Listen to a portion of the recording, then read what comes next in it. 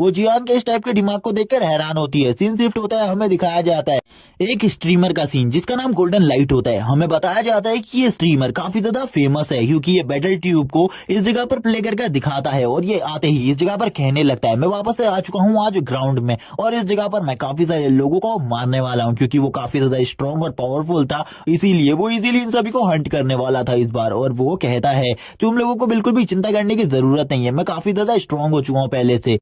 और ये जो ग्राउंड होता है ये काफी ज्यादा बड़ा होता है। इसी के साथ ही हमें एंट्री दिखाई जाती है गोल्डन लाइट की। जो गोल्डन लाइट होता है वो तुरंत ही इस जगह पर आ जाता है अपने वेपन्स के साथ। हमें इसी के बाद ही बताया जाता है जो इसका रैंक है वो गोल्डन रैंक है और ये काफी ज्यादा स्ट्रॉन्ग है और ये इस टाइम पर सिल्वर रैंक वालों को मारने के लिए इस जगह पर पहुंचा है। और ये हंसते हुए कहता है तुम लोग यहाँ पर काफी ज्यादा खुश हो गए मुझे इस जगह पर वापस देखकर। मैं आज वापस से तुम्हें एक बहुत ज्यादा औसम फाइट दिखाने वाला हूँ क्योंकि मैं इन सभी के साथ सिंगल हैंडेड फाइट करने वाला हूँ। तभी जितने भी लोग इस जगह पर होते हैं वो उसे गालियां देने लगते हैं और गालियां देते हुए कहते हैं आज ये वापस से हमारे रैंक को घटाने के लिए इस जगह पर आ गया है, काश ऐसा हो कि इसको कोई इस जगह पर मार दे। और यहाँ पर अब वो यही कहते हुए काफी ज्यादा हंस रहे होते हैं। तभी हमें दिखाया जाता है गोल्डन लाइट को जो कि हंस रहा होता है और हमें पता चलता है कि ये इसमें काफी ज्यादा माहिर है इन सब चीजों को खेलने में। और ये भी पता चलता है कि ये काफी ज्यादा इजीली इन सभी को हंट कर सकता है क्योंकि इसकी स्किल काफी ज्यादा है। और ये जो है ये बिल्कुल भी एक हंटर नहीं बनना चाहता, ये नॉर्मल तरीके से ही लोगों की मदद करना चाहता है। ये लोगों को बस हंसाता है और ये काफी ज्यादा फनी क्योंकि ये लोगों को खुश करने के लिए जो और बाकी सारे गेमर्स होते हैं उनकी हालत को खराब कर देता है, उनके गेम में घुसकर उनको काफी ज्यादा बुरे तरीके से परेशान करता है। और यहाँ पर हमें बताया जाता है उसके बारे में और कुछ चीजें जिसमें यह भी बताया जाता है कि पहले ये एक नेशनल प्लेयर हुआ करता था लेकिन बाद में इसे नेशनल प्लेयर नहीं रखा गया और इसे नेशनल प्लेयर के ओहदे से हटा दिया गया। और इसी के बाद हम देखते हैं वो वापस से हंस रहा होता है इस जगह पर और हंसते हुए कहता है इस बार मैं इन सभी में से किसी को भी नहीं छोड़ने वाला। लेकिन जो उसकी लाइव होती है उसमें पहले से काफी ज्यादा लोग जुड़ चुके थे जिसको देखकर वो काफी ज्यादा खुश होता है और कहता है कि मैंने बिल्कुल भी नहीं सोचा था इस बार मेरी लाइफ में इतने ज्यादा बंदे जुड़ जाएंगे क्योंकि उसके सब्सक्राइबर काफी ज्यादा थे लेकिन उसकी लाइव में काफी कम ही बंदे जुड़ा करते थे। लेकिन आज उसकी लाइव में काफी सारे बंदे जुड़े थे जिसे देखकर वो हैरान होता है और इसी के साथ ही वो सभी को एंटरटेन करने की पूरी कोशिश कर रहा था। वो कहता है चलो ठीक है जैसे ही इस जगह पर सब कुछ स्टार्ट हो जाएगा उसके बाद मैं तुम्हें अपनी पावर और अपनी स्किल्स दिखाऊंगा। और वो इसी के साथ ही अपनी स्वॉर्ड को अपने कंधे पर टांगते हुए आगे बढ़ने लगता है। जैसे ही वो आगे बढ़ता है आगे बढ़ते ही उसकी नजर पड़ती है इस जगह पर जियान के ऊपर और जियान को देखते हुए वो कहता है आखिरकार ये इस जगह पर क्या कर रहे हैं। जियान के हाथ में कुछ हथियार होते हैं जिनका वो यूज करने वाला था और वो तुरंत ही जियान के पास पहुंच जाता है और जियान के पास पहुंचकर उससे पूछने लगता है कि तुम तो इस टाइम पर काफी ज्यादा पॉपुलर चल रहे हो, मैंने तुम्हारे बारे में काफी सारे इंटरव्यू सुने, काफी सारे लोग तुम्हें पसंद कर रहे हैं और काफी सारे लोग नापसंद कर रहे हैं। लेकिन जियान यहाँ पर उसे कोई भी इंटरव्यू नहीं देना चाहता था, इसीलिए जियान इस जगह से जाने लगता है और कहता है तुम्हें बिल्कुल भी परेशान नहीं करना चाहिए। और वो अपने सिस्टम को चेक करते हुए कहता है मैं भी इस जगह पर लाइव कर सकता हूँ और इसके बदले मुझे काफी सारे पॉइंट्स भी मिलेंगे जिसका मुझे यूज करना चाहिए, मुझे भी एक स्ट्रीमर बनना होगा। और वो तुरंत ही इस जगह पर लाइव स्टार्ट करने की कोशिश करने लगता है। वो सारी की सारी फॉर्मेलिटीज को कंप्लीट कर रहा था। तभी यहाँ पर वो कहता है वो यहाँ पर मुझे इग्नोर कर रहा है लेकिन फिर भी वो काफी ज्यादा मजेदार है। और यहाँ पर वो जब उसके बारे में ये सारी चीजें बोल रहा होता है उसी टाइम पर वो देखता है कि वो बंदा तो लाइव स्टार्ट कर रहा है। वो कहता है मैंने तो उसके बारे में पहले ही अपने सारे के सारे व्यूअर्स को बता दिया है तो मेरी लाइव में तो काफी ज्यादा कम बंदे जुड़ेंगे। वो काफी ज्यादा पॉपुलर और ट्रेंडिंग है इस टाइम पर, इसीलिए उसकी लाइव में काफी सारे लोग जुड़ जाएंगे काफी ज्यादा इजीली। हम देखते हैं धीरे धीरे कर जो उसकी स्ट्रीमिंग होती है उसमें से कुछ लोग इस जगह से जाने लगते हैं। तभी उसकी स्क्रीन पर एक मैसेज आता है तुम इस जगह पर जियान को मार डालो, हम तुम्हें इतने सारे पैसे देंगे। जिसका मतलब था कि वो उसे टोटली 1 मिलियन रुपीस देने वाले थे उसको मारने के लिए। वो काफी ज्यादा खुश हो जाता है और कहता है इस टाइम पर जो 200 जीपी की कीमत चल रही है वो इस टाइम पर 10,000 कोरियन रुपीज है लेकिन यहाँ पर मुझे 2,000 मिल रहे हैं यानी कि ये टोटली 1 मिलियन होता है। धीरे धीरे कर हम देखते हैं वो जब तक इन सब चीजों को ऑफर को एक्सेप्ट नहीं करता उसका जो प्राइस होता है वो धीरे धीरे कर इंक्रीज होने लगता है। वो इस प्राइस को देखकर हैरान हो जाता है। जो ये बेट होती है ये थोड़ी ही देर में 10 मिलियन तक पहुंच जाती है। वो ये देखकर हैरान हो जाता है कि ये लोग उसे 10 मिलियन कोरियन रुपीज दे रहे हैं। थोड़ी देर में हम देखते हैं वो लोग उसे 30,000 से भी ऊपर जीपी देने के लिए तैयार हो गए थे और ये अमाउंट काफी ज्यादा था उसके लिए, जिसको देखकर वो हैरान हो जाता है और कहता है कि अगर मैंने आज इस ऑफर को एक्सेप्ट कर लिया तो इसके बाद तो मैं करोड़पति बन ही जाऊंगा। और वो खुश होते हुए कहता है मैं यहाँ पर इस ऑफर को एक्सेप्ट करना चाहता हूँ। और वो थोड़ी ही देर में इस ऑफर को एक्सेप्ट कर लेता है और वो कहता है चलो ठीक है मुझे बस इस बंदे को मारना है जिसके बाद तो मैं करोड़पति बन जाऊंगा। लेकिन वो काफी ज्यादा खुश हो ही रहा था तभी वो लोग उसका ऑफर और ज्यादा बढ़ा देते और 42,000 देने के लिए तैयार हो जाते और वो और ज्यादा खुश होते हुए नीचे बैठ जाता है और कहता है अब मैं अपने इक्विपमेंट्स को और ज्यादा पावरफुल बना सकता हूँ। इसीलिए वो इतना ज्यादा खुश हो जाता है कि वो अपने मुंह को छुपा लेता है और तुरंत ही इनके ऑफर को एक्सेप्ट करता है और इनसे कहता है अब तुम्हें और पैसा बढ़ाने की बिल्कुल भी जरूरत नहीं है, वो इतने पैसे में इनके काम को कर देगा।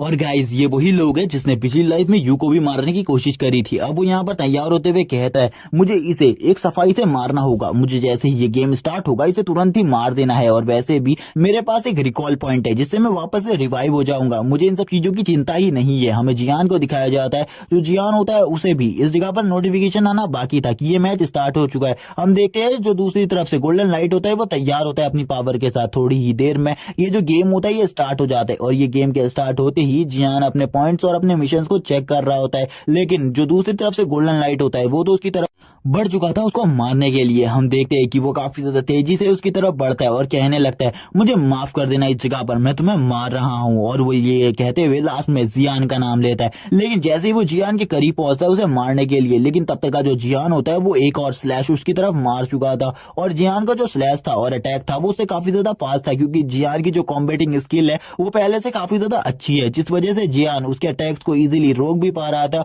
और उसके ऊपर काउंटर अटैक भी कर पा रहा था। लेकिन जियान बिल्कुल भी नहीं समझ पाता आखिरकार जो ये बंदा है वो उसके ऊपर इतने ज्यादा अटैक्स क्यों कर रहा है। तभी वो वापस से जियान के ऊपर अटैक करने के लिए आगे बढ़ता है और कहने लगता है तुमको ऐसा लगता है कि तुम मुझे हरा सकते हो तो ये तुम्हारी गलती है और तुम्हें मैं इसी जगह पर मार डालूंगा। लेकिन जब वो उछल रहा था तभी जियान ने उसके ऊपर अपना अटैक कर दिया था और इसी के साथ ही जियान उसकी कहानी को इसी जगह पर एंड कर देता है। हमें दिखाया जाता है जो जियान के व्यूवर्स होते हैं वो इस जगह पर उसे कहने लगते हैं सही में तुम तो काफी ज्यादा अमेजिंग हो, तुम्हारी जो पावर है वो काफी ज्यादा अमेजिंग है। तभी जो जियान होता है उसको 100 पॉइंट्स इस जगह पर मिल जाते हैं, क्योंकि उसने इस जगह पर आते ही अपना फर्स्ट किल कर लिया था। और इसी के बाद ही जियान की बॉडी से काफी ज्यादा ऑरा निकलने लग गया था। जो जियान के वेपन्स होते हैं जियान उनको देख रहा होता है और कहता है मैंने बिल्कुल भी नहीं सोचा था इस बार मुझे इन वेपन्स के साथ फाइट करनी होगी, क्योंकि इनमें से दोनों ही किचन में काम आने वाले वेपन्स थे। और वो कहता है मुझे ये वेपन्स क्यों दिए गए मुझे इसके बारे में नहीं पता। इसी के साथ ही वापस से हमें गोल्डन लाइट की आवाज सुनाई देती है। गोल्डन लाइट इस जगह पर अपने रिवाइव पॉइंट का यूज करते हुए वापस आने लगता है, क्योंकि वो अपने इस ऑफर को बिल्कुल भी नहीं छोड़ सकता था, क्योंकि उसे काफी ज्यादा ऑफर मिल रहा था, मतलब काफी ज्यादा पैसों का ऑफर, और वो इन ऑफर्स को बिल्कुल भी नहीं छोड़ सकता था। और वो तुरंत ही अपने रिवाइव पॉइंट का यूज करता है और वो बताता है कि जो रिवाइव पॉइंट होता है उसका यूज तुम टूर्नामेंट में बिल्कुल भी नहीं कर सकते, ना ही किसी टूर्नामेंट मैच और ना ही किसी वर्सेस मैच में, लेकिन वो ऐसे टाइम पर इसका यूज कर सकता है जब इसकी किसी को भी जरूरत ना हो और जो तुम्हारी टीम है वो बहुत ज्यादा बुरी सिचुएशन में हो। इसी के साथ ही हमें रिवाइव पॉइंट के बारे में और भी चीजें बताई जाती है कि जो रिवाइव पॉइंट है वो तुम्हें उतनी ही पावर के साथ वापस रिवाइव करता है जितना तुम उस टाइम पर पावरफुल थे, यानी कि स्टार्टिंग में। और वो इसी के साथ ही वापस आ जाता है और वापस आते हुए कहने लगता है जियान तुमको ऐसा लग रहा होगा कि तुमने मुझे हरा दिया, लेकिन मैंने अभी तक तुम्हारे साथ खाली थोड़ा बहुत खिलवाड़ करा था और खाली मैं तुम्हारे साथ ऐसे ही गेम खेल रहा था। तुम्हें अभी बिल्कुल भी नहीं पता है मेरे रियल स्ट्रेंथ के बारे में। जब तुम्हें मेरी रियल स्ट्रेंथ के बारे में पता चलेगा तुम काफी ज्यादा हैरान हो जाओगे। लेकिन अब तुम कहाँ गए, मैं तुम्हें मारने वाला हूँ, जल्दी मेरे सामने आओ। हमें दिखाया जाता है जो जियान होता है वो उसके पीछे खड़ा होता है और तुरंत ही जियान उसकी बॉडी के आर पार हो जाता है और उसको इसी जगह पर मार गिराता है। जियान कहता है मुझे यहाँ पर बिल्कुल भी नहीं पता आखिरकार ये बंदा इतनी ज्यादा बकवास क्यों करता है इस जगह पर, इसे ऐसी बकवास बिल्कुल भी नहीं करनी चाहिए इस जगह पर, क्योंकि इस जगह पर जब ये आ चुका है रिस्पॉन हो चुका है तो इसे तुरंत इस जगह पर फाइट करनी चाहिए। हम देखते हैं वो इस जगह पर इन सारी जितनी भी लेडीज बैठी हुई थी, यानी कि ये सारी की सारी गॉब्लिन लेडीज, उन सभी को देख रहा होता है और कहता है मुझे इन सभी में से उसको ढूंढना है। और वो इस जगह पर किसको ढूंढने के बारे में बात कर रहा था हमें आगे चलकर बताया जाएगा, क्योंकि वो इन सभी को काफी ज्यादा गौर से देख रहा था, लेकिन उसे इन सभी को देखकर काफी ज्यादा गुस्सा भी था। वो बोल रहा होता है कि मैं तुरंत इन लोगों को मारना चाहता हूँ, लेकिन मैं अभी इन लोगों को नहीं मार सकता, इसीलिए मैं इस जगह पर वेट कर रहा हूँ। और वो ये कहते हुए अब इस जगह से जाने लगता है और जाते हुए कहता है चलो ठीक है मुझे कोई और टास्क चुनना चाहिए, मुझे इस जगह पर किल करने हैं ताकि मैं हाईएस्ट रैंकिंग को हासिल कर सकूं। और इसी के साथ ही वो बाकी सभी लोगों की तरफ देखने लगता है जितने भी इस जगह पर ह्यूमन फाइटर होते हैं। वो इस जगह पर पहले ही जियान को देखकर डर चुके थे, क्योंकि उसने 2 बार गोल्डन लाइट को बहुत ज्यादा इजीली टेक डाउन कर लिया था, जिस वजह से वो इस जगह से भागते हुए कहते हैं हमें इस जगह पर इस लड़के के सामने बिल्कुल भी फाइट नहीं करनी चाहिए, हमें इस जगह से दूर जाकर एक दूसरे से फाइट करनी चाहिए, क्योंकि अगर हमने इस बंदे से फाइट करी हम बहुत ज्यादा बुरे तरीके से डिफीट हो जाएंगे इस बंदे के हाथों। जियान कहता है आखिरकार मेरे साथ ही ऐसा क्यों होता है, ये लोग तो काफी ज्यादा दूर चले गए। चलो ठीक है, वैसे भी इन लोगों को मैं बाद में हराऊंगा। सबसे पहले मुझे इस जगह पर बचे हुए कुछ और टास्कों को कंप्लीट कर लेना चाहिए। इसी के बाद ही वो अपने वेपन्स को देख रहा होता है और वेपन्स को देखते हुए कहता है मैंने बिल्कुल भी नहीं सोचा था मुझे कुछ इस टाइप के वेपन्स दिए जाएंगे जिनसे मैं कुछ भी नहीं कर सकता, लेकिन अब मिल चुके हैं तो क्या हुआ, अब मुझे इन्हीं का यूज करते हुए इस जगह पर फाइट करनी है। और इसी के साथ ही वो चेक करने लगते हैं आखिरकार उसका मिशन क्या है, और वो तुरंत ही अपने मिशन को पढ़ लेता है। उसका मिशन होता है इस जगह पर उसे 50 गॉब्लिन्स को मारना है, और जब वो इस जगह पर 5 गॉब्लिन को मार लेगा तो उसे एक ह्यूमन के बराबर एक किल पॉइंट मिलेगा, और ऐसा ही चलता रहेगा। इसी के साथ ही हम देखते हैं उसके सामने अब काफी सारे गॉब्लिन्स आ जाते हैं, और सारे के सारे गॉब्लिन्स इसी के साथ ही जियान के ऊपर हमला कर देते हैं। बट प्रॉब्लम ये थी कि जो ज़ॉम्बीज थे वो साइज में काफी ज्यादा बड़े थे, जिनका सामना करना उसके लिए भी बहुत ज्यादा मुश्किल की बात थी। लेकिन फिर भी वो अपनी पूरी पावर के साथ आगे बढ़ता है और अपने नाइफ को लेकर उन ज़ॉम्बीज के ऊपर अपने नाइफ से हमला करना स्टार्ट कर देता है। जब वो उन ज़ॉम्बीज को हंट करता है तो उसमें सबसे पहला जो ज़ॉम्बी था वो उसे अपने एक हिट में मार देता है। वो कहने लगता है मुझे लगा था इन्हें हंट करना बहुत ज्यादा मुश्किल हो सकता है मेरे लिए, लेकिन ये इतना ज्यादा भी मुश्किल नहीं है, ये मेरे लिए बहुत ज्यादा आसान होने वाला है क्योंकि मैं इन्हें बहुत इजीली मार पा रहा, बिकॉज ये नंबर्स में काफी ज्यादा हैं बट इनकी पावर काफी ज्यादा कम है, इसीलिए मेरे को इनको मारना काफी ज्यादा आसान है। लेकिन वो इनके बॉस को देखना चाहता था। वो कहता है जब तक बॉस नहीं आता तब तक मुझे कोई भी मुसीबत नहीं है, लेकिन जब इनका बॉस आ जाएगा शायद से मुझे थोड़ी बहुत प्रॉब्लम दे सके। चारों तरफ उसे काफी सारी ज़ॉम्बीज की लाशें दिखती हैं जिनको उन्हीं ने मारा होता है। वो उनको देखकर सोच रहा होता है उसने यहाँ पर काफी सारों को तो मार दिया है, लेकिन अभी भी काफी सारे बचे हैं, और वो उनको हंट करने के बाद अब बॉस का वेट करने लगता है। वो चारों तरफ देखता है क्योंकि उसके सामने अभी तक बॉस नहीं आया था, और वो बस गॉब्लिन्स के बॉस को मारना चाहता था, जिसके बाद उसका ये टास्क कंप्लीट हो जाता है। इसीलिए वो बस बॉस का वेट कर रहा था। वो एक जगह पर खड़ा होकर अपने वेपन्स की पावर को देखता है। उसके वेपन्स की जो पावर थी वो धीरे धीरे कर कम होती जा रही थी। तभी बॉस मॉन्स्टर भी उसके सामने आ जाता है, जो कि काफी ज्यादा क्रूअल था और काफी ज्यादा बड़ा भी था उससे हाइट में। बॉस मॉन्स्टर की हाइट लगभग उससे थोड़ी सी ही ज्यादा थी। लेकिन अब हमें बॉस मॉन्स्टर का रिव्यू दिया जाता है, बॉस मॉन्स्टर के बारे में हमें बताया जाता है। बॉस मॉन्स्टर की जो पावर है और स्ट्रेंथ है वो उन सभी मॉन्स्टर से थोड़ी बहुत ज्यादा है, लेकिन वो खाली एक ई ग्रेड का ही बीस्ट है, इसीलिए उसे मारना जियान के लिए काफी ज्यादा इजी था। इसीलिए जियान उसे एक ही अटैक में गिरा देता है और काफी ज्यादा बुरे तरीके से उसकी हालत को कर देता है। अब वो अपने नाइफ को निकालकर तुरंत ही उस ज़ॉम्बी को मार देता है, यानी कि उस बीस्ट को मार देता है, जिसके बाद चारों तरफ अब उसका ब्लड फैल जाता है और जियान का जो टास्क होता है वो भी कंप्लीट हो जाता है। और उसका सिस्टम उसे उसकी जो रिवॉर्ड पॉइंट्स होते हैं उस गॉब्लिन को मारने के बदले में वो सारे के सारे 500 पॉइंट्स उसे दे देता है, जिसके बाद जियान भी खुश हो जाता है। वो अपने वेपन्स को देखने लगता है जिनके जो ग्रेड थे वो घटने लगते हैं, और तुरंत ही जो उनका ग्रेड होता है वेपन का वो डी ग्रेड के लास्ट स्टेज पर आ जाता है, जिस वजह से उसके वेपन की पावर काफी ज्यादा कम हो गई थी। लेकिन अभी उसके पास एक न्यू स्किल आ चुकी थी जो कि अमेजिंग थी, जिसका वो यूज करने वाला था। वो तो अभी जो अपना नाइफ होता है उसके जो ब्लड होता है उसको साफ करता है और कहता है अब मुझे बाकी लोगों से निपटना होगा, जितने भी यहाँ पर प्लेयर्स हैं मुझे उन सभी को भी खत्म करना है, क्योंकि मुझे इस जगह पर टॉप रैंक हासिल करनी है। क्या हुआ कि वो मेरे करीब नहीं आ रहे मुझसे फाइट करने के लिए, मैं तो उनके पास जा सकता हूँ। हम देखते हैं जितने भी वॉरियर्स इस जगह पर होते हैं वो आपस में ही फाइट कर रहे होते हैं, कोई भी जियान के ऊपर अटैक नहीं करता। सभी को पता था जियान की पावर के बारे में, इसीलिए वो ये सब कुछ कर रहे थे। वो जियान से बिल्कुल भी फाइट नहीं ले रहे थे। जियान भी अब अपने जो हाथ के शर्ट के बाजुओं को ऊपर करता है और कहता है क्या हुआ, वो मेरे पास नहीं आ रहे, मैं उनके पास जा सकता हूँ। और वो तुरंत ही अपनी न्यू स्किल को एक्टिवेट करता है, जिसमें वो अपनी बॉडी से काफी ज्यादा लाइटनिंग पावर को रिलीज कर रहा था। वो इस लाइटनिंग पावर के साथ ही आगे बढ़ने लगता है। जब वो आगे बढ़ता है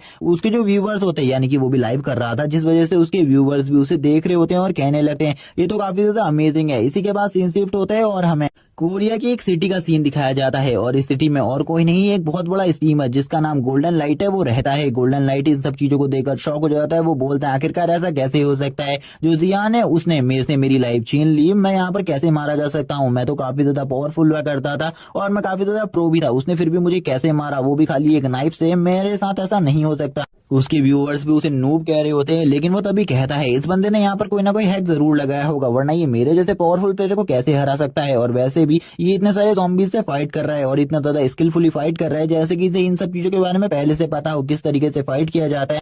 और वो एक ब्रॉन्ज लीग का प्लेयर है, तो वो ऐसा कैसे कर सकता है। वो यहाँ पर उसकी ऐसी फाइटिंग स्किल्स को देखकर तो बेहोश ही हो जाते हैं और तुरंत ही कहने लगता है आखिरकार वो इतना ज्यादा स्ट्रॉन्ग कैसे है, मैं कभी भी इतना ज्यादा स्ट्रॉन्ग नहीं था और ना ही अभी हूँ। मेरे पास चाहे कितने ही हाईटेक वेपन्स हो फिर भी मैं एक गॉब्लिन आर्मी का सामना नहीं कर सकता। वो काफी ज्यादा स्ट्रांग होते हैं। इसने जरूर कोई ना कोई सस्ता वाला हैक यूज किया है, लेकिन उसे तभी याद आता है इस गेम में तो हैक यूज नहीं किया जा सकता। जो भी इस गेम में हैक यूज करता है उसकी आईडी सस्पेंड हो जाती है या फिर वो प्लेयर कभी भी इस गेम को नहीं खेल सकता। तभी वो यहाँ पर जियान को अच्छे तरीके से देखने लगता है और उसकी फाइटिंग स्किल्स को एनालाइज करने लगता है। वो कहता है सही में जो उसकी फाइटिंग स्किल्स है वो काफी ज्यादा अच्छी है, मुझे भी इससे फाइटिंग स्किल्स सीखनी चाहिए। अगर ये मेरे साथ फाइट करता है और अगर मेरे साथ में मिलकर ये किसी गोल्डन लीग वाले बंदे के साथ भी फाइट करेगा तो भी इसके जीतने के चांसेस काफी ज्यादा होंगे। वो अब इस अरीना को अच्छे तरीके से देख रहा होता है और जिनकी फाइटिंग स्किल्स को एनालाइज कर रहा था, और सभी व्यूअर्स जितने भी उसके व्यूअर्स होते हैं वो भी इस फाइटिंग स्किल्स को देख रहे होते हैं। जियान कैसे उन सभी लोगों के ऊपर हमला कर रहा है। सभी लोग काफी ज्यादा बुरी हालत में होते हैं, जितने भी वॉरियर्स जगह पर होते हैं सभी को जियान बहुत ज्यादा बुरे तरीके से मार रहा था।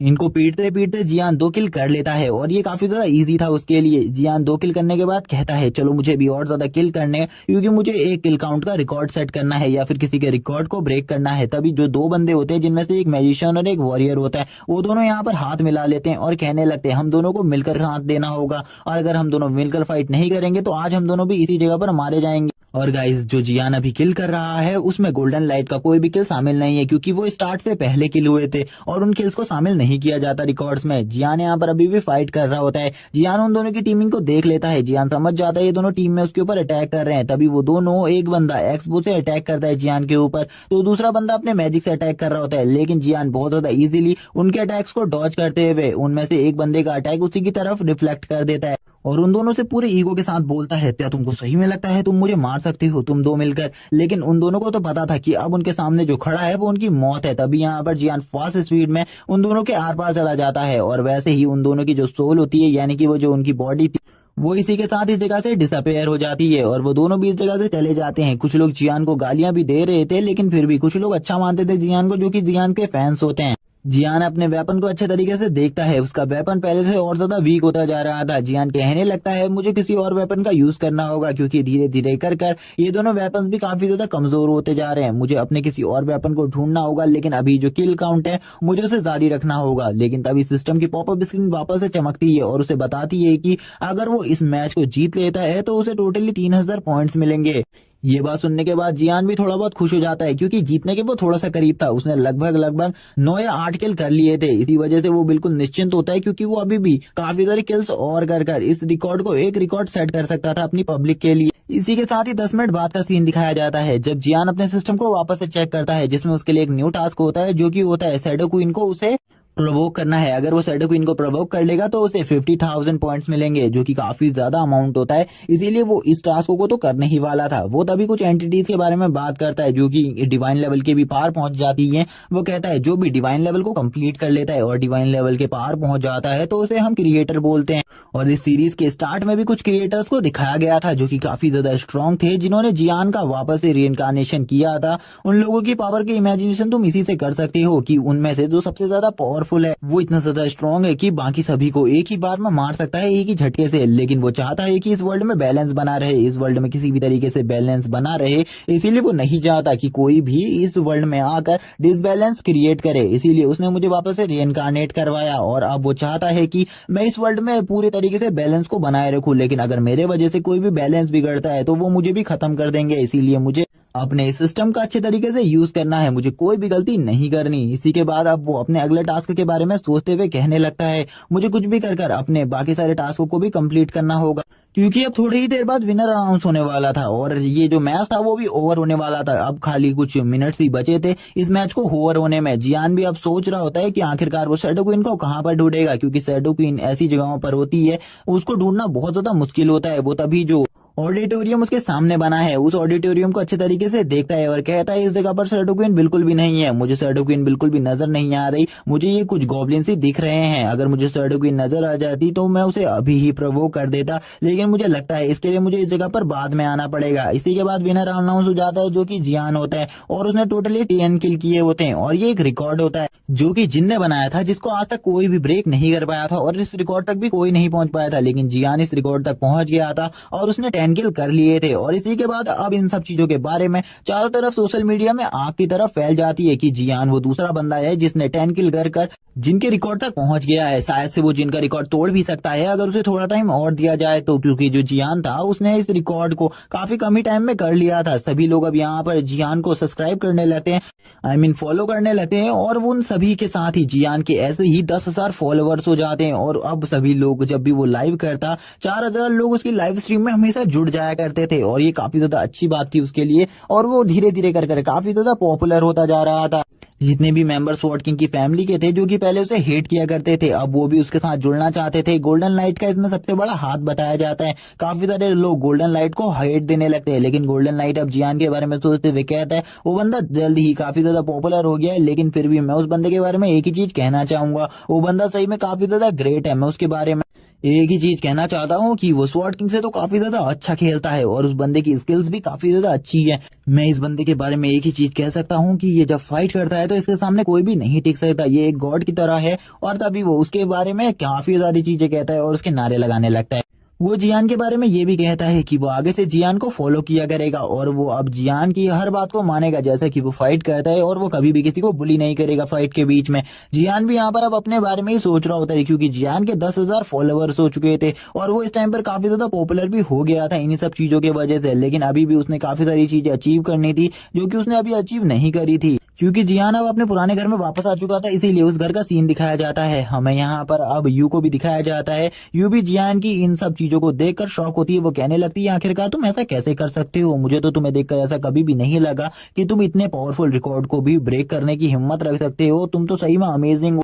और जियान इसलिए भी अमेजिंग था क्योंकि जियान ने ब्रॉन्ज रैंक में रहते हुए गोल्ड रैंक के बंदे को भी हरा दिया था। इसी वजह से सब गोल्डन लाइट को हिट दे रहे थे। तभी यू यहाँ पर कहने लगती है सही में अब तो तुम काफी ज्यादा पावरफुल हो गए हो, इसीलिए मुझे ऐसा लगता है अब हम लोगों को ज्यादा पैसों की तंगी नहीं होने वाली, क्योंकि अगर तुम भी पॉपुलर हो जाओगे तुम भी नेशनल गेम्स खेलोगे। जियान यहाँ पर उसकी बातों को फुल्ली इग्नोर कर रहा होता है। वो तभी जियान से कहती है तुम मुझे आखिरकार इग्नोर क्यों कर रहे हो। जियान उससे कहता है तुम नेशनल गेम्स खेलने की बात कर रहे हो, मैं तो सबसे पहले अपने लिए कुछ और चीजें ओपन करने वाला हूँ, जैसे कि जो मेरी स्किल्स हैं वो अभी काफी ज्यादा कम है। अगर मेरी स्किल्स और ज्यादा बढ़ जाएंगी तो मैं शायद से काफी ज्यादा स्ट्रांग हो जाऊंगा, इसीलिए अभी तुम चिंता मत करो मेरे बारे में, मैं जल्द ही तुम्हें काफी सारे पैसे देने वाला हूँ, क्योंकि मैंने अभी काफी ज्यादा अर्निंग कर ली है। जियान बताने लगता है उसे उसके पास एक टास्क है जिसको वो पूरा नहीं कर पा रहा है, इसी वजह से वो काफी ज्यादा टेंशन में भी है। तभी वो उससे पूछती है आखिरकार वो टेंशन किस बात की है, क्या तुम मुझे बता सकते हो इन सब चीजों के बारे में। जियान उससे कहता है तुम मेरी इस बारे में कोई भी हेल्प नहीं कर पाओगी, इसीलिए तुम छोड़ो, तुम्हें मैं यहाँ पर बिल्कुल भी परेशान नहीं करना चाहता। वो उससे कहती है आखिरकार क्या बात है जो तुम मुझे नहीं बताना चाहते, क्या यहाँ पर कुछ गड़बड़ हुई है जो तुम मुझे नहीं बताना चाहते। तभी जियान उससे कहता है उसको यहाँ पर एक टास्क मिला है जो कि है शैडो क्वीन को फाइंड करना, लेकिन वो तो शैडो क्वीन को ढूंढ ही नहीं पा रहा है, उसे प्रवोक कैसे करेगा। अगर वो उसे प्रवोक कर लेगा तो उसे 50,000 पॉइंट्स मिलेंगे, जो कि उसके लिए काफी ज्यादा अच्छी बात होगी। इसीलिए मैं यहाँ पर चाहता हूँ कि मैं इस टास्क को कंप्लीट करूँ, लेकिन मैंने अभी तक शैडो क्वीन को नहीं देखा। मुझे बाकी सारी चीजें दिख रही हैं, लेकिन शैडो क्वीन उस जगह में कहीं भी नहीं दिख रही है। लेकिन मुझे इस टास्क को कंप्लीट करना है, इसीलिए अगर तुम मेरे इस टास्क को कंप्लीट करने में मेरी हेल्प कर सकती हो तो मुझे इसके बारे में बता दो, लेकिन अगर नहीं कर सकती तो यहाँ पर शांति से बैठो और मुझे मेरा काम करने दो। और जियान अब उसे ये सब कुछ डांटते हुए कह रहा होता है, लेकिन तभी जो यू होती है वो हंसती है और उसे कहती है मैं इस काम में तुम्हारी जरूर हेल्प करूंगी, मेरे पास लैपटॉप है और मैं तुम्हारी लाइव की वीडियो को भी सेव करके रखा हूँ, इसीलिए मैं उस लाइव की वीडियो में देख सकती हूँ चारों तरफ आखिरकार शैडो क्वीन किस जगह पर है, और तुम्हें शैडो क्वीन के बारे में सारी इन्फॉर्मेशन दे दूंगी। मुझे बस उस वीडियो को अच्छे तरीके से देखना होगा, जिसमें मुझे काफी लंबा टाइम लगेगा। जियान भी उसकी बात को सुनकर कहता है मुझे वैसे तुम्हें काम तो नहीं देना चाहिए था, लेकिन अगर तुम मेरी ये हेल्प कर पाओगी तो बहुत ज्यादा अच्छी बात है। तुरंत ही जियान अपनी चेयर पर बैठ जाता है और थोड़ा आराम करने के बारे में सोचने लगता है। जियान अब सोचता है कहीं उसने उसे ज्यादा काम तो नहीं दे दिया, उसे ये काम उसे बिल्कुल भी नहीं देना चाहिए था। जियान की बात सुनने के बाद अब यू भी इस जगह से जा रही होती है। वो उसे कहती है तुम यहाँ पर शैडो क्वीन के बारे में कह रहे हो, आखिरकार शैडो क्वीन के बारे में क्या तुम जानते हो कि आखिरकार वो कैसी दिखती है, क्योंकि इसके बारे में मुझे अगर पता होगा तो मुझे थोड़ी बहुत ज्यादा हेल्प मिलेगी। जियान उससे कहता है क्या तुम्हें सही में लगता है मुझे शैडो क्वीन के बारे में पता होगा, मैंने तो उसे कभी नहीं देखा, मैं तुमसे यही तो कह रहा हूँ, अगर मैंने उसे देखा होता तो शायद से मैं तुमसे इन सब चीजों के ऊपर हेल्प ही नहीं मांगता। जियान की ऐसी बात सुनकर वो कहती है चलो ठीक है, तुमने मुझसे हेल्प मांगी है, मैं तुम्हारी जरूर मदद करूंगी। तुमने यहाँ पर मुझे कुछ भी नहीं बताया, लेकिन मुझे लगता है इंटरनेट में इसके बारे में सब कुछ जानकारी होंगी। और जियान तभी अपने रूम में आ जाता है, क्योंकि वो अपने रूम में आकर आज अपनी स्किल के न्यू स्लॉट को भी ओपन करने वाला था। यानी कि न्यू क्लास स्लॉट को। और इससे पहले जियान ने जो क्लास स्लॉट चुना था वो सपोर्टिव क्लास स्लॉट था, और इस बार भी जियान एक न्यू क्लास स्लॉट को चूज करेगा जो कि काफी ज्यादा अमेजिंग होगा, जिसके बाद जियान की स्ट्रेंथ पहले से काफी ज्यादा बढ़ जाएगी और वो इजीली बहुत सारे वॉरियर्स को हरा सकता है। जियान एक अच्छी से लंबी सांस लेता है और कहता है चलो अब मुझे यहाँ पर थोड़ा इंतजार करना होगा, और वो तभी अपने सिस्टम को चेक करने लगता है। सिस्टम को चेक करते ही उसे सर्टिफिकेट के बारे में नोटिफिकेशन आती है, लेकिन वो सर्टिफिकेट के बारे में जैसे ही सिस्टम में थोड़ी बहुत जानकारी निकालने लगता है उसमें कोई भी जानकारी नहीं होती सर्टिफिकेट के बारे में। लेकिन जैसे ही वो ये सब कुछ कर ही रहा था तभी वापस से उसके सिस्टम पर एक और ओपन हो जाती है जिसमें लिखा हुआ होता है कि तुम्हारे पास सपोर्टिव क्लास पहले से ही है, अब तुम एक और क्लास को ज्वाइन कर सकते हो। जिस क्लास स्लॉट को खरीदने के लिए उसने टोटली 1,000 रुपए दिए हुए होते हैं, लेकिन अगर अब जियान को एक और क्लास स्लॉट ऐड करना है तो उसे 10,000 कॉइन्स की जरूरत थी। जियान ने काफी सारे पॉइंट्स देकर इस क्लास स्लॉट को खरीद लिया था, लेकिन अब जियान के सामने ये था, उसके सामने वापस पिछली बार की ही तरह काफी सारे ऑप्शंस आ जाते हैं जिनको वो चॉइस कर सकता था, जिसमें जियान का मैजिक, आर्चर और वॉरियर का था। सपोर्टिव क्लास वो पहले से चॉइस कर चुका है, इसीलिए वो ऑप्शन नहीं आता। जियान कहने लगता है चलो ठीक है, मैंने अभी इनमें से मैजिक वाले को कभी भी चॉइस कर नहीं देखा, मैंने मैजिक और सपोर्टिव वाले के बारे में काफी कुछ सुना है जो सर डोंगफेंग थे उनके पास ये दोनों चीजें एक साथ थी, और वो वर्ल्ड के सबसे पहले ही ऐसे बंदे थे जिनके पास 2 क्लासेस रखने की जगह थी, और ये एबिलिटी उनके पास बचपन से ही थी, इसीलिए ये उनके लिए काफी ज्यादा खास बात थी। जियान जैसे ही मैजिक को चूज कर लेता है अब उसके हार्ट के अंदर से काफी ज्यादा मैजिकल एबिलिटीज निकलने लगती है, काफी ज्यादा स्पिरिचुअल पावर, और उसके पास अब मैजिक भी आ चुका था, इसीलिए वो किसी भी चीज को मैजिक से कंट्रोल कर सकता था।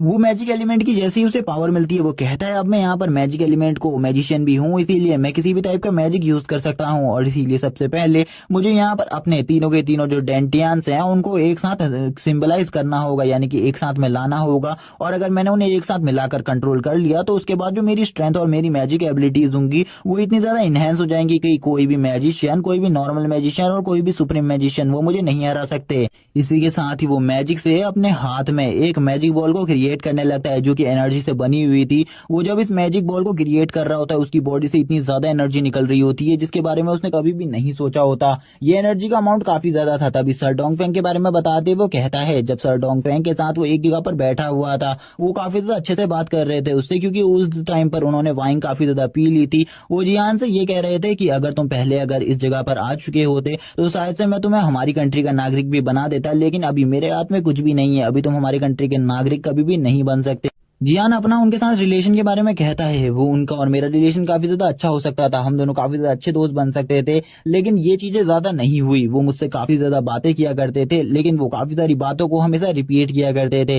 एक दिन वो जियान से कहते हैं मैं तुम्हें अब एक बारे में बात बताने वाला हूँ, और वो जैसी उस बात को बताते हैं जियान उन्हें बताता है कि ये बात तुम मुझे पहले भी बता चुके हो, इसीलिए इस बात को मत बताओ। तभी वो दूसरी बात के बारे में कहते हैं कि मैंने तुम्हें अपनी स्किल एबिलिटीज के बारे में बताया है कि मेरे पास जो क्लासेस हैं वो 2 क्लासेस हैं, मैं सपोर्टिव क्लास का भी हूँ और मैजिक क्लास का भी। जियान कहने लगता है आपको इन सब चीजों के बारे में मुझे नहीं बताना चाहिए शायद से, क्योंकि अगर कोई भी वॉरियर इन सब चीजों के बारे में बता देगा तो यहाँ पर काफी ज्यादा हंगामा हो जाएगा, क्योंकि ऐसी 2 क्लासेस और किसी भी वॉरियर के पास नहीं होती, खाली आपके पास ही 2 क्लासेस है। वो तभी उनसे कहते हैं, यानी कि वो जियान से कहते हैं अगर इस बारे में वर्ल्ड को भी पता चल जाए मुझे कोई प्रॉब्लम नहीं है, क्योंकि ऐसी सिर्फ मेरे पास ही है, मैं ही खाली 2 क्लासेस को होल्ड कर सकता हूँ और कोई भी इसे नहीं कर सकता, क्योंकि इसमें काफी ज्यादा मेहनत लगती है। और अगर मैजिक और सपोर्टिव क्लास की बात है, मैंने इन दोनों को एक साथ मर्ज करने में काफी ज्यादा मेहनत करी है, इसमें मुझे काफी ज्यादा तकलीफ हुई थी, इतना ज्यादा पेन की मैं उस पेन को सह भी नहीं सकता था, लेकिन फिर भी मैंने ये चीजें करी, और नॉर्मल लोगों से ये बस के बाहर है और इसे कोई भी नहीं कर सकता, इसलिए तुम चिंता मत करो, मैं तुम मेरे अच्छे दोस्त हो इसीलिए मैं इसके बारे में बता रहा हूँ। वो उसे सारी चीजें बताते हैं आखिरकार उन्होंने किस तरीके से उन दोनों चीजों को मर्ज किया था, इसी वजह से वो काफी ज्यादा पावरफुल मैजिशियन बन गए, लेकिन वो भी उन तीनों डेंटियन को एक साथ कोलाइव अच्छे तरीके से नहीं कर पाए हैं। वो बताते हैं कि उनका जो डेंटियन और उनका कनेक्शन है उन तीनों डेंटियन का आपस में वो काफी ज्यादा कमजोर है, इसीलिए वो चाहते हैं कि उनके डेंटियन का जो कनेक्शन है वो और ज्यादा पावरफुल हो जाए, लेकिन वो इसे बिल्कुल भी नहीं कर पा रहे। लेकिन जैसे ही वो काफी ज्यादा स्ट्रांग हो जाएगा तो वो डिवाइन ग्राम को कंप्लीट कर लेंगे और वो डिवाइन ग्राम के एक पावरफुल मास्टर बन जाएंगे, जिसके बाद कोई भी बंदा उन्हें इतनी आसानी से तो नहीं हरा पाएगा। वो भी इस बात को सुनकर शॉक होता है, कहता है अगर ये सही में इतनी ज्यादा स्ट्रांग बन गए तो हमारे वर्ल्ड के लिए ये काफी ज्यादा अच्छी बात हो कि हमारा वर्ल्ड हमेशा सेफ रहेगा। तभी प्रेजेंट में सीन आता है जहां पर जियान की हालत भी काफी ज्यादा खराब थी, वो भी काफी ज्यादा मुश्किल से ही उस एनर्जी बॉल को होल्ड कर पा रहा था, वो पूरे तरीके से उन एनर्जी बॉल को होल्ड करना चाहता था। वो कहने लगता है मैं इस एनर्जी बॉल को अपने डेंटियन और अपने तीनों डेंटियंस की पावर को मर्ज करने के लिए यूज करने वाला हूँ, क्योंकि ये जो एनर्जी बॉल है ये मेरा एक डेंटियन जियान की तरह है। अच्छे से कंट्रोल करना इसे काफी ज्यादा जरूरी है। अगर मैंने इसे अच्छे तरीके से कंट्रोल नहीं किया और थोड़ी सी भी ढील दी तो काफी ज्यादा मुश्किल हो सकती है मेरे लिए। वो इसे काफी ज्यादा मुश्किल से हाथ में पकड़ पा रहा था। तभी वो बताता है कि जो उसके तीनों डेंटियान है वो तीनों ही अलग अलग एनर्जी से चलते हैं, इसीलिए उन सब चीजों की एनर्जी को एक साथ मिलाना काफी ज्यादा मुश्किल है और इस चीज को होल्ड करना भी, क्योंकि उसका हार्ट इस टाइम पर काफी ज्यादा पंप कर रहा है और उसके हार्ट को भी अब पूरे तरीके से ये मैजिक एनर्जी ने पोजेस कर लिया है और ये मैजिक एनर्जी पूरे तरीके से उसके हार्ट को भी मैनिपुलेट कर रही है। कुछ भी कर कर मेरा हार्ट जो है वो पूरे तरीके से सेफ रहना चाहिए। उसने अपने एक हाथ में उस एनर्जी बॉल को पकड़ा था जिसमें काफी ज्यादा दर्द हो रहा होता है वो, लेकिन फिर भी उस पेन को सहने की कोशिश कर रहा था वो फुल्ली तरीके से। जैसे ही उस बॉल को क्रिएट कर लेता है वो खुश हो जाता है, लेकिन थोड़ी ही देर में उसकी ये खुशी पूरी तरीके से खत्म हो जाती है, क्योंकि उस जगह पर एक जोरदार ब्लास्ट होता है जिसकी वजह से वो पीछे की तरफ टकरा जाता है और उसका सर दीवार से लग जाता है। इस वजह से उसके सर में काफी ज्यादा दर्द होने लगता है और उसकी बॉडी पूरी तरीके से शेक करने लगती है, बल्कि जो दीवार होती है वो भी टूट गई होती है। वो जोर से चिल्ला रहा था जिस वजह से पूरे घर में इन सब चीजों के बारे में फैल जाती है आवाजें। जियान कहता है मुझे इतने जोर से नहीं चिल्लाना चाहिए था, लेकिन अब वो वापस से उसी दीवार के ऊपर सर रखकर लेट जाता है, क्योंकि अब वो और ज्यादा पेन को नहीं सह सकता था, इसीलिए वो दीवार में टेक लगाकर सो गया था। वो कहता है कि मुझे और ज्यादा स्ट्रांग बनना होगा, मुझे और ज्यादा पावर को कलेक्ट करना होगा जिससे मेरी जो स्ट्रेंथ है वो और ज्यादा बढ़ जाएगी। वो अपनी बॉडी को देखते हुए कहता है मैं उस एनर्जी बॉल को आखिरकार किस वजह से अच्छे तरीके से कलेक्ट नहीं कर पाया, क्या प्रॉब्लम हो गई थी जिस वजह से ये सब कुछ हुआ। तभी हम देखते हैं जो उसका रूम होता है उससे समझ में आ जाता है कि अब उसके रूम के बाहर जो है वो जरूर यू आ जाएगी, लेकिन वो दरवाजे के सामने खड़ा हुआ जिस वजह से वो चाहता था कि यू इस कमरे के अंदर ना आए और वो तुरंत ही वापस से मेडिटेशन करना स्टार्ट कर देता है। जैसे ही वो मेडिटेशन करता है और वो अपनी बॉडी के अंदर के मैजिक वर्ल्ड के अंदर आ जाता है जिसके अंदर उसका एक डेंटियान होता है और अब वो तीनों डेंटियान के बीच में एक अच्छे से पावर बैलेंस को बनाने की कोशिश करता है। वो कहता है इस पावर बैलेंस को बनाना मेरे लिए काफी ज्यादा मुश्किल है, लेकिन मुझे इसे करना होगा क्योंकि अगर मैंने ये चीज कर दी तो उसके बाद शायद से मैं काफी ज्यादा स्ट्रांग बन जाऊं। हमें अब उसके बॉडी के पावर बैलेंस को दिखाया जाता है जो काफी ज्यादा कमजोर होता है उसके तीनों डेंटियान्स के बीच में, लेकिन वो फिर भी इन सब चीजों को अच्छे तरीके से कंट्रोल कर रहा था। लेकिन यहाँ पर वो इस बारे में भी बात करता है कि सर डोंगफेंग का जो पावर कंट्रोल था वो मेरे से काफी ज्यादा कमजोर था, लेकिन फिर भी मैं इस कंट्रोल को और ज्यादा बढ़ाने की कोशिश कर रहा हूँ। उसके एक डेंटियन के चारों तरफ एक ब्लैक कलर का सर्कल आ जाता है जो कि काफी ज्यादा स्ट्रांग था, क्योंकि अब ये तीनों की तीनों चीजें एक साथ कोलाइब होने लग गई थी और इस डेंटियन के कोलाइब होने की वजह से, इन तीनों के कोलाइब होने की वजह से काफी ज्यादा एनर्जी रिलीज हो रही थी। इस एनर्जी का अमाउंट इतना ज्यादा था कि वो उस ब्लैक रिंग्स को भी क्रॉस करके पूरे तरीके से कवर कर देती है। उसी में जियान को इसमें दर्द होने लगता है, वो काफी ज्यादा दर्द की वजह से चिल्ला रहा होता है, लेकिन उसकी आवाज बिल्कुल भी बाहर नहीं जाती। अब वो जोर जोर से चिल्लाने लगता है, उसकी आवाज काफी ज्यादा जोर जोर से आ रही होती है। वो तुरंत ही दरवाजे के सामने से भी हट जाता है। वो इतना जोर से चिल्ला रहा था और उसे काफी ज्यादा पेन हो रहा था। तभी उसका जो सिस्टम होता है वो उसे वार्निंग देना स्टार्ट कर देता है। वो उसे बताता है कि ये सब कुछ बिल्कुल भी नहीं हो सकता, तुम यहाँ पर तीनों चीजों को एक साथ कोलैब नहीं कर सकते। अगर तुम अपनी फुल स्ट्रेंथ का यूज करो तभी भी ये नहीं हो सकता। उसका सिस्टम उसे कहने लगा कि तुम्हारी जो ये प्रक्रिया चल रही है इसे तुरंत ही रोका जाता है, लेकिन तभी ये आवाज यू भी सुन लेती है। वो ब्लूटूथ लगाकर बैठी हुई थी लेकिन उसे भी ये आवाज आ जाती है क्योंकि वो काफी ज्यादा जोर से चिल्ला रहा था। तभी जियान अपने बॉडी के उन पॉइंट्स को बताने लगता है जहां पर उसके तीनों मेलेडियंस है, जिनमें जो सबसे पहला मेलेडियन है वो उसकी मेंटल स्ट्रेंथ को कंट्रोल करता है, दूसरा मेलेडियन उसकी डिवाइन पावर को, तीसरा मार्शल पावर को, और ये काफी ज्यादा पावरफुल है जो तीसरा है। वो बताने लगता है दूसरा मेलेडियन ही जो है वो डिवाइन पावर को कंट्रोल कर सकता है और डिवाइन पावर उसके लिए काफी ज्यादा इंपॉर्टेंट है और वो डिवाइन पावर की 10 लेवल को कंप्लीट कर चुका है अभी तक। और एक मैजिशियन होने की वजह से उसे अपनी डिवाइन पावर का काफी ज्यादा परसेंटेज यूज करना पड़ता है, इसीलिए उसे जल्दी से जल्दी अपनी डिवाइन पावर को और ज्यादा पावरफुल बनाना होगा। तभी वो अपनी बॉडी से और ज्यादा एनर्जी को रिलीज करना स्टार्ट कर देता है। उसकी बॉडी से इतना ज्यादा रेड ऑरा निकल रहा होता है, इसके बारे में कोई सोच भी नहीं सकता। ये सब उसी कोलिजन की वजह से हो रहा था जो कि जियान ने किया था अपनी बॉडी के अंदर। इसी वजह से उसकी बॉडी से इतनी एनर्जी निकल रही थी। वो काफी ज्यादा चिल्ला रहा था। वो इस जो भी कोलिजन हो रहा था इसे पूरा करना चाहता था, लेकिन उसका सिस्टम इसे बार बार मना कर रहा होता है, लेकिन जियान फिर भी इसे करने लगता है। जियान कहता है कुछ भी कर इसे कंप्लीट होना होगा, अगर ये कंप्लीट हो जाएगा मेरी स्ट्रेंथ काफी ज्यादा बढ़ जाएगी, लेकिन मुझे नहीं लगता मैं इसे कंप्लीट कर पाऊंगा और इस जो ये पेन हो रहा है मुझे इसे और ज्यादा टाइम तक सह पाऊंगा। उसका पेन अब उसकी कंट्रोल से काफी ज्यादा बाहर होने लगता है। धीरे धीरे कर उसकी बॉडी भी इस पेन को नहीं सह पा रही होती। वो कुछ भी कर रहा होता है उसे काफी ज्यादा दर्द हो रहा होता है, वो कुछ भी नहीं कर पाता इस टाइम।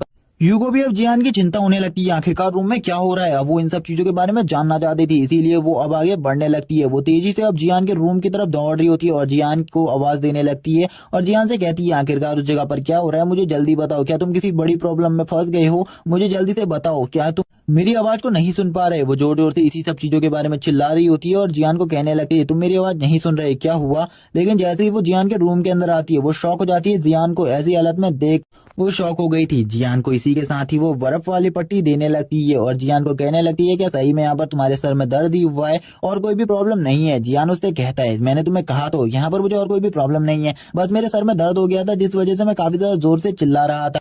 और अगर मुझे कोई भी प्रॉब्लम होती तो मैं तुमसे क्यों छिपाता, तुम तो मेरे अपने हो, अपने को तो सारी प्रॉब्लम बताई जाती है। और वो तभी उससे कहती है मुझे यहाँ पर तुम पर बिल्कुल भी यकीन नहीं है इसीलिए मैं इस बारे में पूछ रही हूँ। जियान उससे कहता है तुम चिंता मत करो, मेरे को कोई भी प्रॉब्लम नहीं है, अगर मुझे कोई भी प्रॉब्लम होती तो मैं तुम्हें जरूर बताता। तभी वो रोने लगती है और कहती है कहीं ये जो प्रॉब्लम है ये मेरे वजह से तो नहीं है। और वो रो रही होती है, इसको देखकर वो भी शॉक हो जाता है। वो कहने लगते हैं आखिरकार अब ये क्यों रो रही है। उसे कुछ भी इसके बारे में अब समझ में नहीं आ रहा होता, लेकिन वो रोए जा रही होती है। जिहान यहाँ पर अब सोचता है कहीं उसने ज्यादा तो नहीं कर दिया, उसे यहाँ पर इतने जोर से नहीं चिल्लाना चाहिए था, वरना यू को इतनी ज्यादा प्रॉब्लम नहीं होती। यू को वो बिल्कुल भी प्रॉब्लम नहीं देना चाहता था क्योंकि वो यू को काफी ज्यादा अच्छा मानता था, काफी ज्यादा पसंद करता था।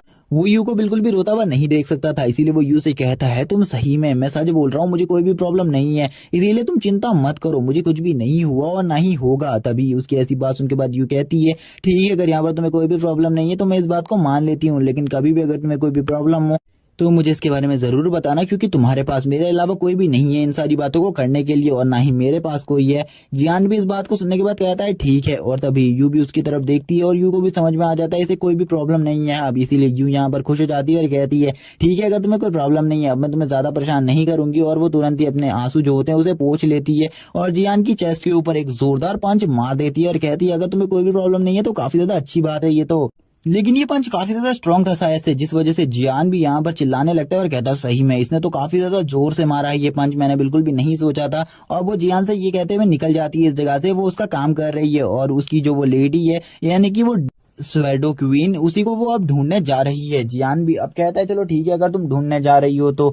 यहाँ पर अब जियान भी उसके लिए काफी ज्यादा परेशान था, लेकिन तभी उसके लिए एक और परेशानी आ जाती है उसके सिस्टम की तरफ से। उसका सिस्टम तुरंत ही आकर उसे बताता है जो वो कोलिजन कर रहा था वो पूरे तरीके से फेल हो चुका है, इसीलिए वो दोबारा से इस कोलिजन को नहीं कर सकता अब कुछ दिनों तक, क्योंकि उसकी बॉडी इस वजह से काफी ज्यादा डैमेज हो सकती है, उसे इसके बारे में नहीं पता।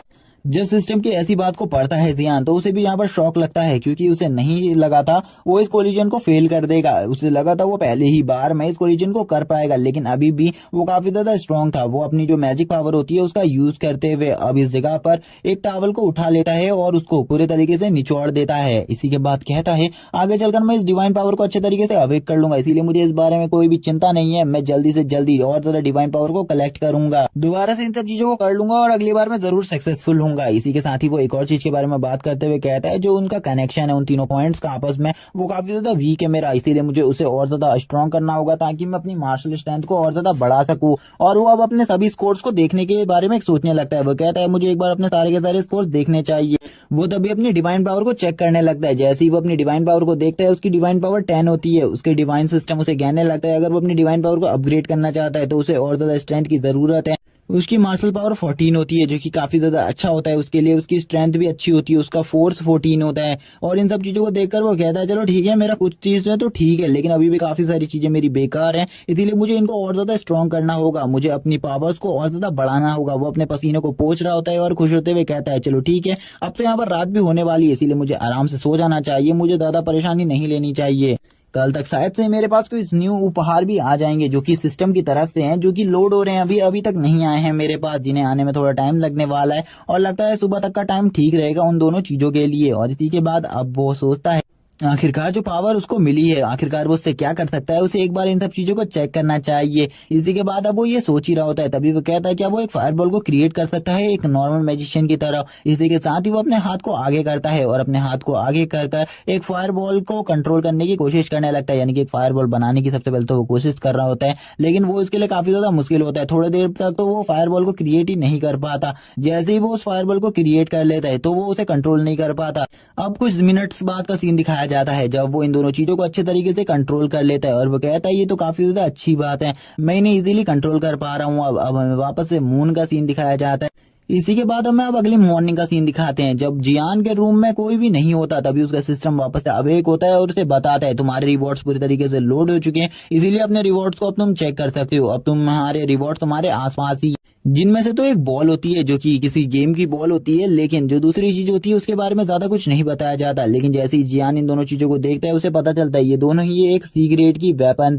उन दोनों को ही देखकर थोड़ा बहुत तो जियान शौक था, लेकिन फिर थोड़ा सा नॉर्मल होने के बाद जियान कहता है क्या यहाँ पर सिस्टम में कोई नोटिफिकेशन है। वो उस नोटिफिकेशन को जैसे ही पढ़ता है उसे पता चलता है वो डी ग्रेड से ऊपर की किसी भी वेपन की स्पिरिचुअल और डिवाइन एनर्जी को कभी भी एब्सॉर्ब नहीं कर सकता। इसके लिए उसे अपनी डिवाइन पावर के लेवल को और ज्यादा बढ़ाना होगा, यानी कि डिवाइन पावर का लेवल 12 या 13 होना चाहिए।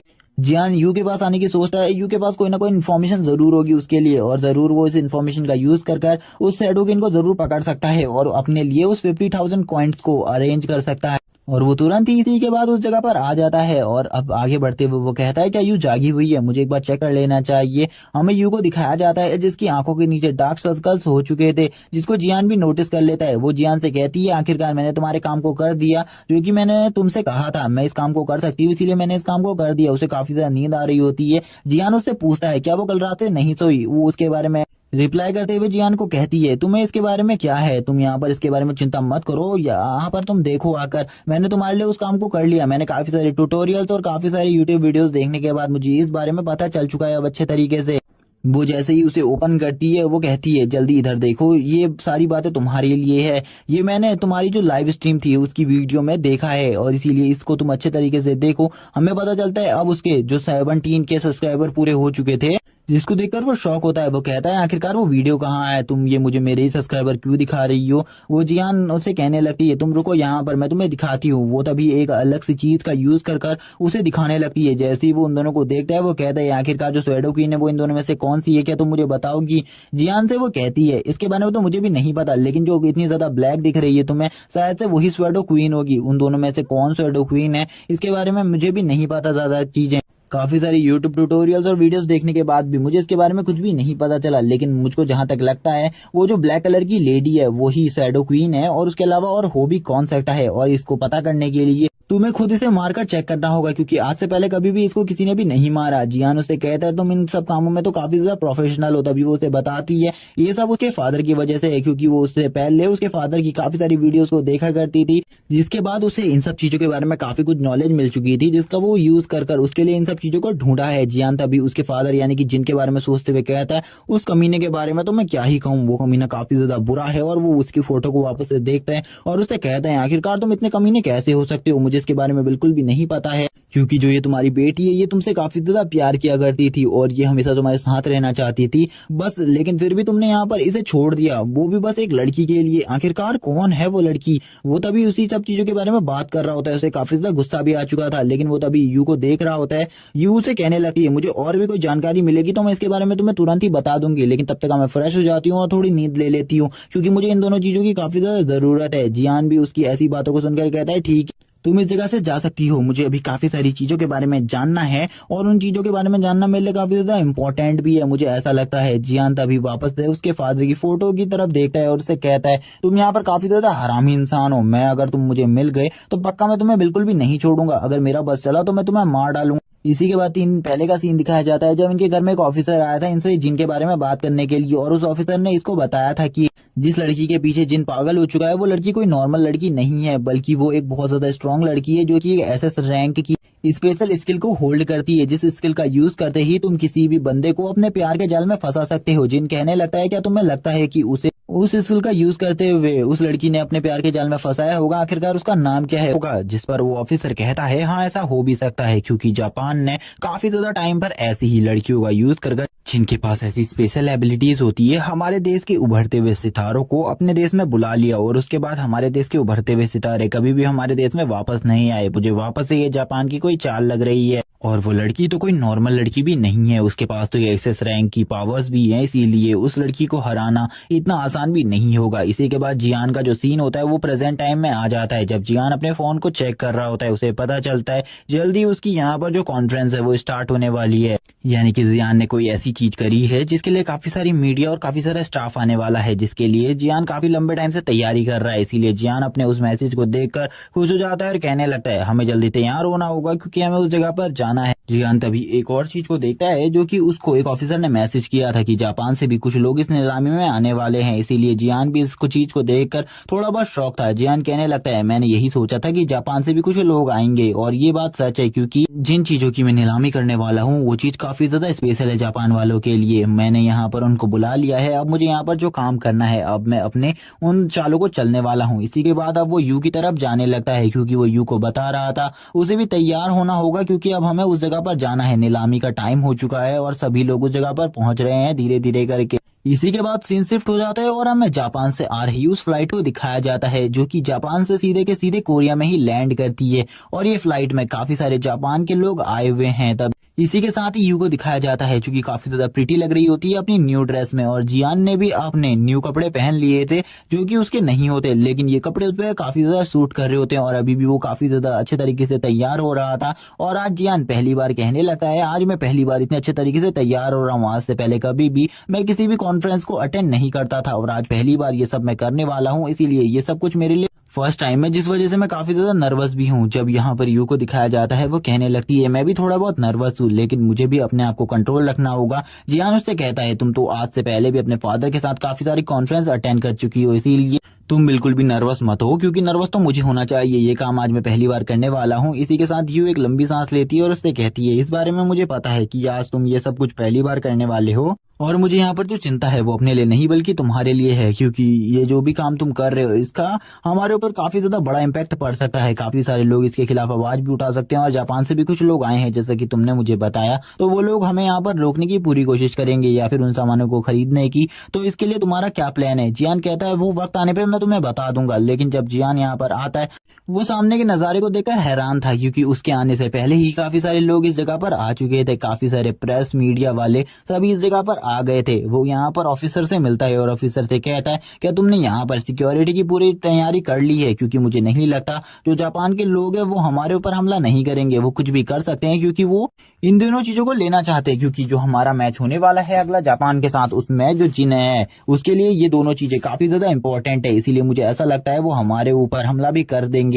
लेकिन जो ऑफिसर होते हैं वो उसे कहते हैं तुम्हें यहाँ पर चिंता करने की कोई भी जरूरत नहीं है क्योंकि अगर वो हमारे ऊपर हमला भी करेंगे तो भी वो इस कंट्री से बाहर नहीं जा सकते, वो हमारी कंट्री में है, इसीलिए वो कुछ भी गलत नहीं करेंगे। इसके बारे में तुम मत सोचो ज्यादा क्योंकि अभी ये जो चीजें हैं वो तुमने अच्छे तरीके से सेट कर रखी है, अब तुम्हें इसे दोबारा से बिगाड़ना नहीं है। तभी ऑफिसर जो होते हैं वो यहाँ पर बताते हैं कि जब जियान के वो लास्ट टाइम घर में आए थे तब जियान ने उनके सामने एक शर्त रखी थी कि वो जितनी भी जिन की सामान है यानी कि स्वॉर्ड किंग की सारी सामानों को नीलाम करना चाहते हैं और आज ही उसी का कॉन्फ्रेंस यहाँ पर अनाउंस किया गया है और इस इवेंट में सभी के सभी लोग आए हैं। जियान यहाँ पर क्या करना चाहता है इसके बारे में किसी को भी नहीं पता, लेकिन इसमें जियान की ही कंट्री के लोग नहीं आए बल्कि एशिया और अलग अलग कॉन्टिनेंट से भी लोग आए हुए थे जो कि इन सामानों को कुछ भी कर कर खरीदना चाहते थे। वो इन सामानों को बिल्कुल भी नहीं छोड़ सकते थे क्योंकि ये काफी ज्यादा इंपॉर्टेंट सामान था। तभी हमें कुछ लोगों को दिखाया जाता है जो कि पीछे से चिल्ला रहे थे, लेकिन उनकी आवाजों को सुनकर अनसुना कर कर जियान आगे बढ़ने लगता है। वो तभी यहाँ पर जो स्वॉर्ड किंग थी उसकी चेयर को देखता है जिसके ऊपर वो गेम खेला करता था। वो कहता है ये चेयर काफी ज्यादा इंपॉर्टेंट है क्योंकि ऐसी एक ही चेयर बनाई गई है जो कि स्वॉर्ड किंग के पास थी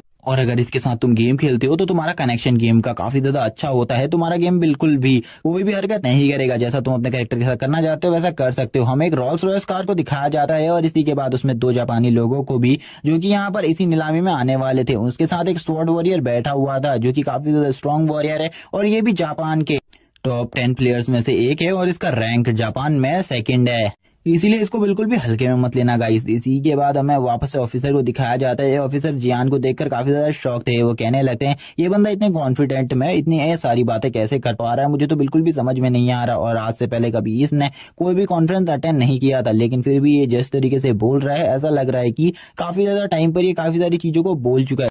इसी के बाद हमें कुछ लोगों को दिखाया जाता है जो कि इन कॉन्फ्रेंस को रुकवाना चाहते थे। वो स्वॉर्ड किंग के सामानों को बेचवाना नहीं चाहते थे, जो कि और कोई नहीं यहाँ पर यू के अंकल और आंटी होते हैं। और गाइस मैं बता दूं ये स्वॉर्ड किंग के भाई और उन्हीं दोनों भाइयों में से एक की वाइफ है। जिसके बाद ही जो यू होती है वो उस जगह पर रुक जाती है और कहती है क्या अंकल मुझे इनसे बात करनी चाहिए इन सब चीजों के बारे में। जियान यहाँ पर कहता है तुम इनसे बात कर सकती हो, ये तुम्हारा मुद्दा है क्योंकि मैं इन्हें बिल्कुल भी नहीं जानता। इसी के साथ ही यू भी उनसे बात करने लगती है और उनसे कहती है आखिरकार आप लोग इधर क्यों आए हैं, क्या आप यहाँ पर कोई प्रॉब्लम क्रिएट करने के लिए आए हुए हैं? तभी जो उसकी आंटी होती है वो कहने लगती है तुम यहाँ पर ये क्या कर रही हो, तुम्हें स्वॉर्ड किंग का सामान बिल्कुल भी नहीं बेचना चाहिए, तुम उसका कोई भी सामान मत बेचो, अगर तुम्हें पैसे की जरूरत है तो हम तुम्हें पैसा देने के लिए तैयार है। तुम उसके सामानों को बिल्कुल भी मत भेजो। जहां पर उसके जो दोनों अंकल होते हैं वो भी यही सब कह रहे होते हैं, लेकिन जिनको उनकी बातों में बिल्कुल भी इंटरेस्ट नहीं था, वो कहने लगता है बस यहाँ पर यू के रिप्लाई का मैं वेट कर रहा हूँ, क्योंकि मुझे नहीं पता अगर यू इनकी बातों में अगर पिघल जाती है और इनके साथ मिल जाती है तो इसके बाद मैं कुछ भी नहीं कर पाऊंगा और ना ही मैं यू से कुछ कह सकता हूँ। तभी जो यू होती है वो बोलने लगती है, आखिरकार तुम लोग किस पैसे की बात कर रहे हो? तुम तो खुद यहाँ पर मेरे फादर के पैसों को लेना चाहते हो और हर बार मेरे फादर के नाम को आगे रखकर लोगों के साथ फ्रॉड किया करते हो। इसके बारे में मुझे पता है, तुम लोग यहाँ पर मुझे बेवकूफ मत समझो। मैं तुम्हारे बारे में सब कुछ जानती हूँ और तुम्हारी असलियत को मैं पहले भी देख चुकी हूँ, इसीलिए तुरंत ही इस जगह से निकल जाओ। ऐसी बात सुनने के बाद तो अब वो सभी के सभी शॉक हो जाते हैं। जो आंटी होती है वो उससे कहने लगती है, आखिरकार तुम कैसी बातें कर रही हो? मुझे लगता है ये सब इस बंदे का लक्षण है, तुम इसके साथ बिल्कुल भी मत रहो, ये काफी ज्यादा बेकार है। उसके अंकल को भी, जिनके ऊपर काफी ज्यादा गुस्सा आ रहा होता है, जियान के ऊपर गुस्सा आ रहा होता है, वो कहने लगते हैं इस ये लड़के को बिल्कुल भी नहीं छोड़ा जाना चाहिए, क्योंकि यही है सारी फसाद की जड़, जिसने यहाँ पर मेरे भाई को मारने की धमकी भी दी है और उसके बाद ये उसकी बेटी को ही लेकर हर जगह पर घूम रहा है। जैसे ही वो जियान को उल्टा सुल्टा बोलने लगते हैं, वो उससे कहती है कि यहाँ पर तुम लोग शांत हो जाओ, अगर तुमने दोबारा से अंकल के बारे में कुछ भी कहने की कोशिश करी मैं तुम्हें बिल्कुल भी नहीं छोड़ूंगी। जियान को और देखते हुए भी उससे कहती है तुम इन्हें इग्नोर करो, और वो तुरंत ही सारे गाइड से कहती है इन्हें जल्दी यहाँ से बाहर फेंकवा दो। उसकी ऐसी बात सुनने के बाद वो ऑफिसर होता है वो भी शॉक हो जाता है। वो कहने लगते हैं आखिरकार ये लड़की इस तरीके से बात कैसे कर सकती है, क्योंकि आज से पहले मैंने जितने भी टाइम इस लड़की को देखा ये काफी ज्यादा डरी हुई रहा करती थी। जियान को आगे बुलाया जाता है स्टेज में, क्योंकि वो इन सभी चीजों की अनाउंसमेंट करने वाला था और वही इस चीजों को होस्ट भी करने वाला था। तभी यहाँ पर जितने भी फोटोग्राफर होते हैं वो जियान की फोटो लेने लगते हैं और वो उससे शॉर्ट किंग के बारे में काफी सारी चीजें पूछने लगते हैं, लेकिन यहाँ पर जियान तो उसके बारे में कुछ नहीं जानता था, इसीलिए जियान शांत रहता है। जियान के मुंह पर डायरेक्टली कैमरे की फ्लैश लाइट पड़ रही थी। सभी लोग उससे काफी सारे क्वेश्चन करते हैं। वो लोग कहने लगते हैं क्या तुमने जो रिकॉर्ड कायम किया है उसके बारे में तुम कुछ कहना चाहोगे, लेकिन जियान इसके बारे में कुछ भी नहीं कहता। जियान के बाद अब वो लोग सभी मिलकर यू की फोटो लेने लगते हैं, लेकिन यू को इससे काफी ज्यादा तकलीफ हो रही थी। उसके आंखों में जो ये कैमरे की लाइट होती है वो तुरंत ही पड़ने लगती है और इससे यू को तकलीफ होती है। यू कैमरे को बंद करने के बारे में कहती है, लेकिन उसकी बात को कोई भी नहीं सुनता। यू बार बार इसी बारे में कहने लगती है, लेकिन जियान को जैसे ही यहाँ पर समझ में आ जाता है कि जो उसकी आंखें हैं उसमें इस चीज से तकलीफ हो रही है, इसी के बाद ही वो उन सभी को रोकने लगता है और उन सभी के सामने आ जाता है और तुरंत ही जो अपनी मैजिकल पावर्स, न्यू पावर्स उसने हासिल करी है उसका यूज करना स्टार्ट कर देता है और उसका एक ही बार में यूज करते हुए वो उनके कैमरे के लेंसेज को तुरंत ही फोड़ देता है, जिसको देखकर उन लोगों की भी हालत खराब हो जाती है। वो लोग कहने लगते हैं आखिरकार थोड़ी देर पहले तो हमारे कैमरे पूरे तरीके से ठीक थे, आखिरकार इन्हें क्या हो गया, इनके लेंसेज अचानक से क्यों फूट गए। जियान थोड़ी ही देर में आगे आ जाता है स्टेज में और आगे आकर बोलने लगता है मैं तुम लोगों को यहाँ पर बता दूं ये कोई प्रेस कॉन्फ्रेंस नहीं है, ये एक नीलामी का ऑक्शन हाउस है, इसीलिए यहाँ पर हम लोग ऑक्शन हाउस के बारे में ही बातें करेंगे। जो चीज मैं सेल कर रहा हूँ उसी के बारे में बात करते हैं। यहाँ पर मुझसे कोई भी पर्सनल क्वेश्चन नहीं पूछे जाने चाहिए। जियान इसी के बाद कहता है सबसे पहले मैं यहाँ पर इस चेयर के बारे में बताना चाहता हूँ।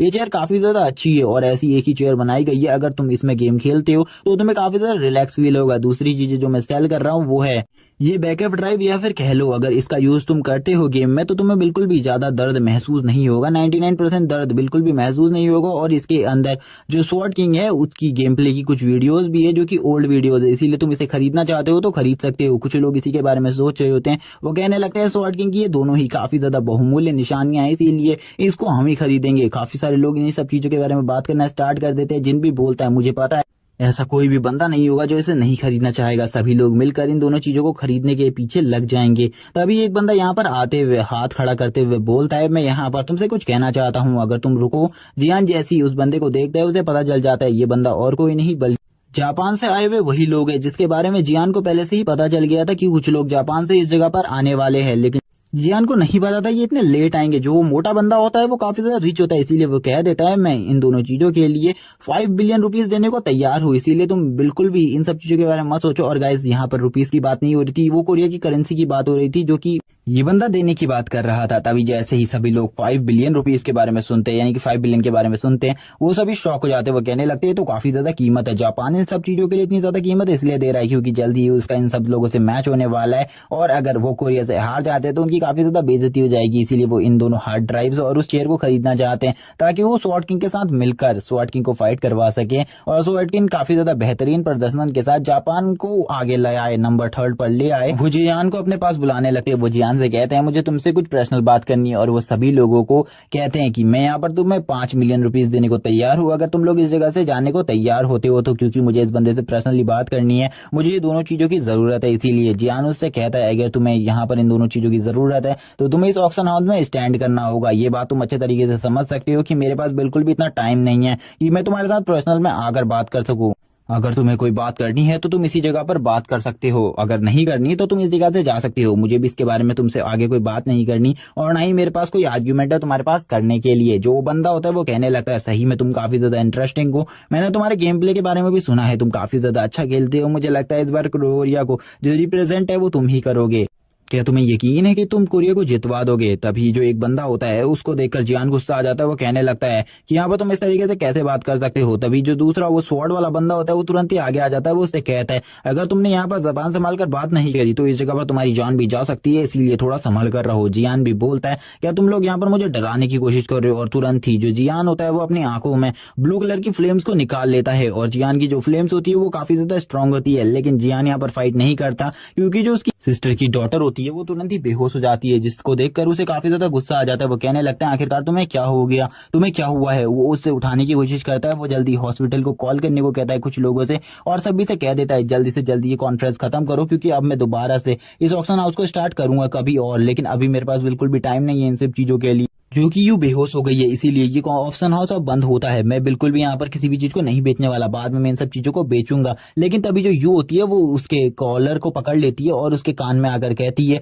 मुझे कुछ भी नहीं हुआ है, मैं पूरे तरीके से ठीक हूँ, मैं बस एक्टिंग कर रही हूँ यहाँ पर क्योंकि मुझे लगता है तुम काफी ज्यादा बड़ी प्रॉब्लम में फंस गए थे, इसीलिए तुम्हें मेरी जरूरत थी, इसीलिए मैंने सोचा मैं इन सब चीजों को कर लूँ। जियान की भी एक पल के लिए सांसें अटक गई थी। जियान कहने लगता है लेकिन मैं तो यहाँ पर सही में डर गया था, तुम्हें इसके बारे में मुझे पहले बता देना चाहिए था। जितने भी गार्ड्स होते हैं वो उन सभी लोगों को दूर करने लगते हैं और उन सभी से कहते हैं तुम लोगों को रिलैक्स करना होगा। अब यहाँ पर जो कॉन्फ्रेंस है यानी कि ऑक्शन ये खत्म हो चुका है, अब अगली बार जब ये ऑक्शन होगा तुम्हें बुला लिया जाएगा। जियान भी एक लंबी सांस लेता है और कहता है चलो ठीक है, अब यहाँ पर जो जापान से आए हुए लोग हैं वो बिल्कुल भी कहीं नहीं जा सकते, इन्हें काफी लंबा टाइम लगेगा इधर से जाने के लिए, और तब तक का मेरे पास एक काफी लंबा टाइम होगा जबकि मैं उस लड़की के बारे में रिसर्च कर सकता हूँ जिसने मेरे जीजा जी को इस तरीके से अपने प्यार के जाल में फंसाया। सब चीजों के बारे में जानना होगा। इसी के बाद अब वो इधर से जाने लगता है, लेकिन जो वो ओल्ड मैन होता है यानी कि वो मोटा सा इंसान जो कि जापान से आया था, वो यहाँ पर जियान को रुकने को बोलता है और उससे कहता है मुझे तुमसे कुछ बात करनी है, लास्ट टाइम मुझसे कुछ तुमसे बात करनी है क्योंकि ये दोनों चीजें मुझे खरीदनी है। अगर तुम चाहते हो कि मैं इन दोनों चीजों को खरीदूं तो तुम मेरे इस पते पर आ सकते हो, ये मेरा कार्ड है,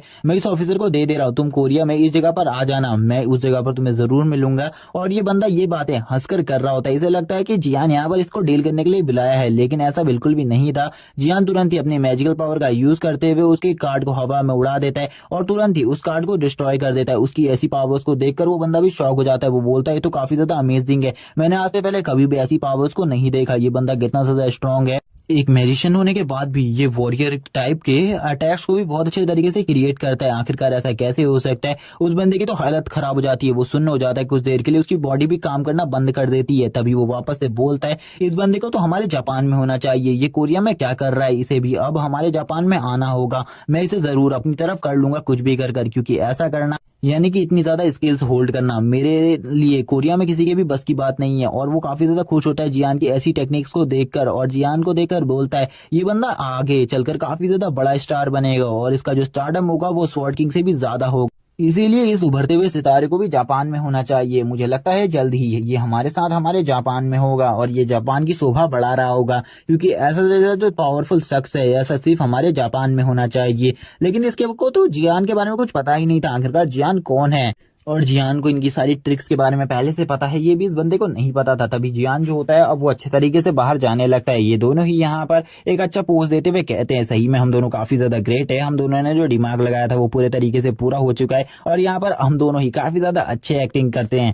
जियान अब उससे कहता है तुम्हें यहाँ पर संभल कर रहना होगा क्योंकि तुम्हारे ऊपर काफी ज्यादा खतरे आ सकते हैं। वो तभी यहाँ पर अपनी बहन के बारे में सोचते हुए कहता है सिस्टर जो तुम्हारी बेटी है वो भी तुम्हारे ऊपर ही गई है, तुम यहाँ पर बिल्कुल भी चिंता मत करो, तुम्हारी बेटी की रक्षा करने के लिए मैं इस जगह पर मौजूद हूँ और जब तक मैं जिंदा हूँ तुम्हारी बेटी को कुछ भी नहीं होगा। जियान अपने सिस्टम में कुछ चेक करते हुए जा रहा होता है तभी क्योंकि उसे एक सुपर चैट आई हुई थी उसके चैनल पर जो कि 10,000 की होती है। एक बंदा उसे गेम में एक जगह पर मिलने को बुला रहा था, लेकिन उसने काफी गंदे तरीके से बात करी थी, जिसे देखने के बाद यू भी यहाँ पर कहने लगती है ये कितनी बेहुदा तरीके से बात कर रहा है, इसे बात करने का बिल्कुल भी तमीज नहीं है। लेकिन तभी हमें यहाँ पर एक लड़की को दिखाया जाता है, यानी कि सोफिया को दिखाया जाता है, जो कि इसी तरह बढ़ रही होती है और वो जियान को हेले करते हुए कहती है मुझे नहीं लगा था आप मुझे इस जगह पर मिल जाएंगे, आपसे मिलकर मुझे काफी ज्यादा अच्छा लगा। तभी जियान उसको देखकर शॉक हो जाता है। जियान सोच रहा होता है आखिरकार ये कौन है जिससे मैं मिल रहा हूँ, लेकिन इसकी आवाज तो मुझे सुनी सुनी लग रही है। तभी वो जियान से कहती है मैं यहाँ पर आपसे स्पेशली मिलने के लिए आई हुई हूँ, मुझे आपसे अपने डाइवर्जेंट गिल्ड के बारे में कुछ बात करनी है। और गाइज मैं बता दूं जो इनका गिल्ड है वो डाइवर्जेंट गिल्ड है, और उसमें एक और लड़की है जिसको हम पहले भी देख चुके हैं, जो कि यून है, और यून के पास ड्रैगन स्वॉर्ड भी है जिसको हमने पिछले एपिसोड्स में देख रखा है। ये हंसते हुए जियान से कहती है वो उसे काफी लंबे टाइम से फॉलो कर रही है, लेकिन जियान ने उसे कभी भी रिप्लाई नहीं दिया।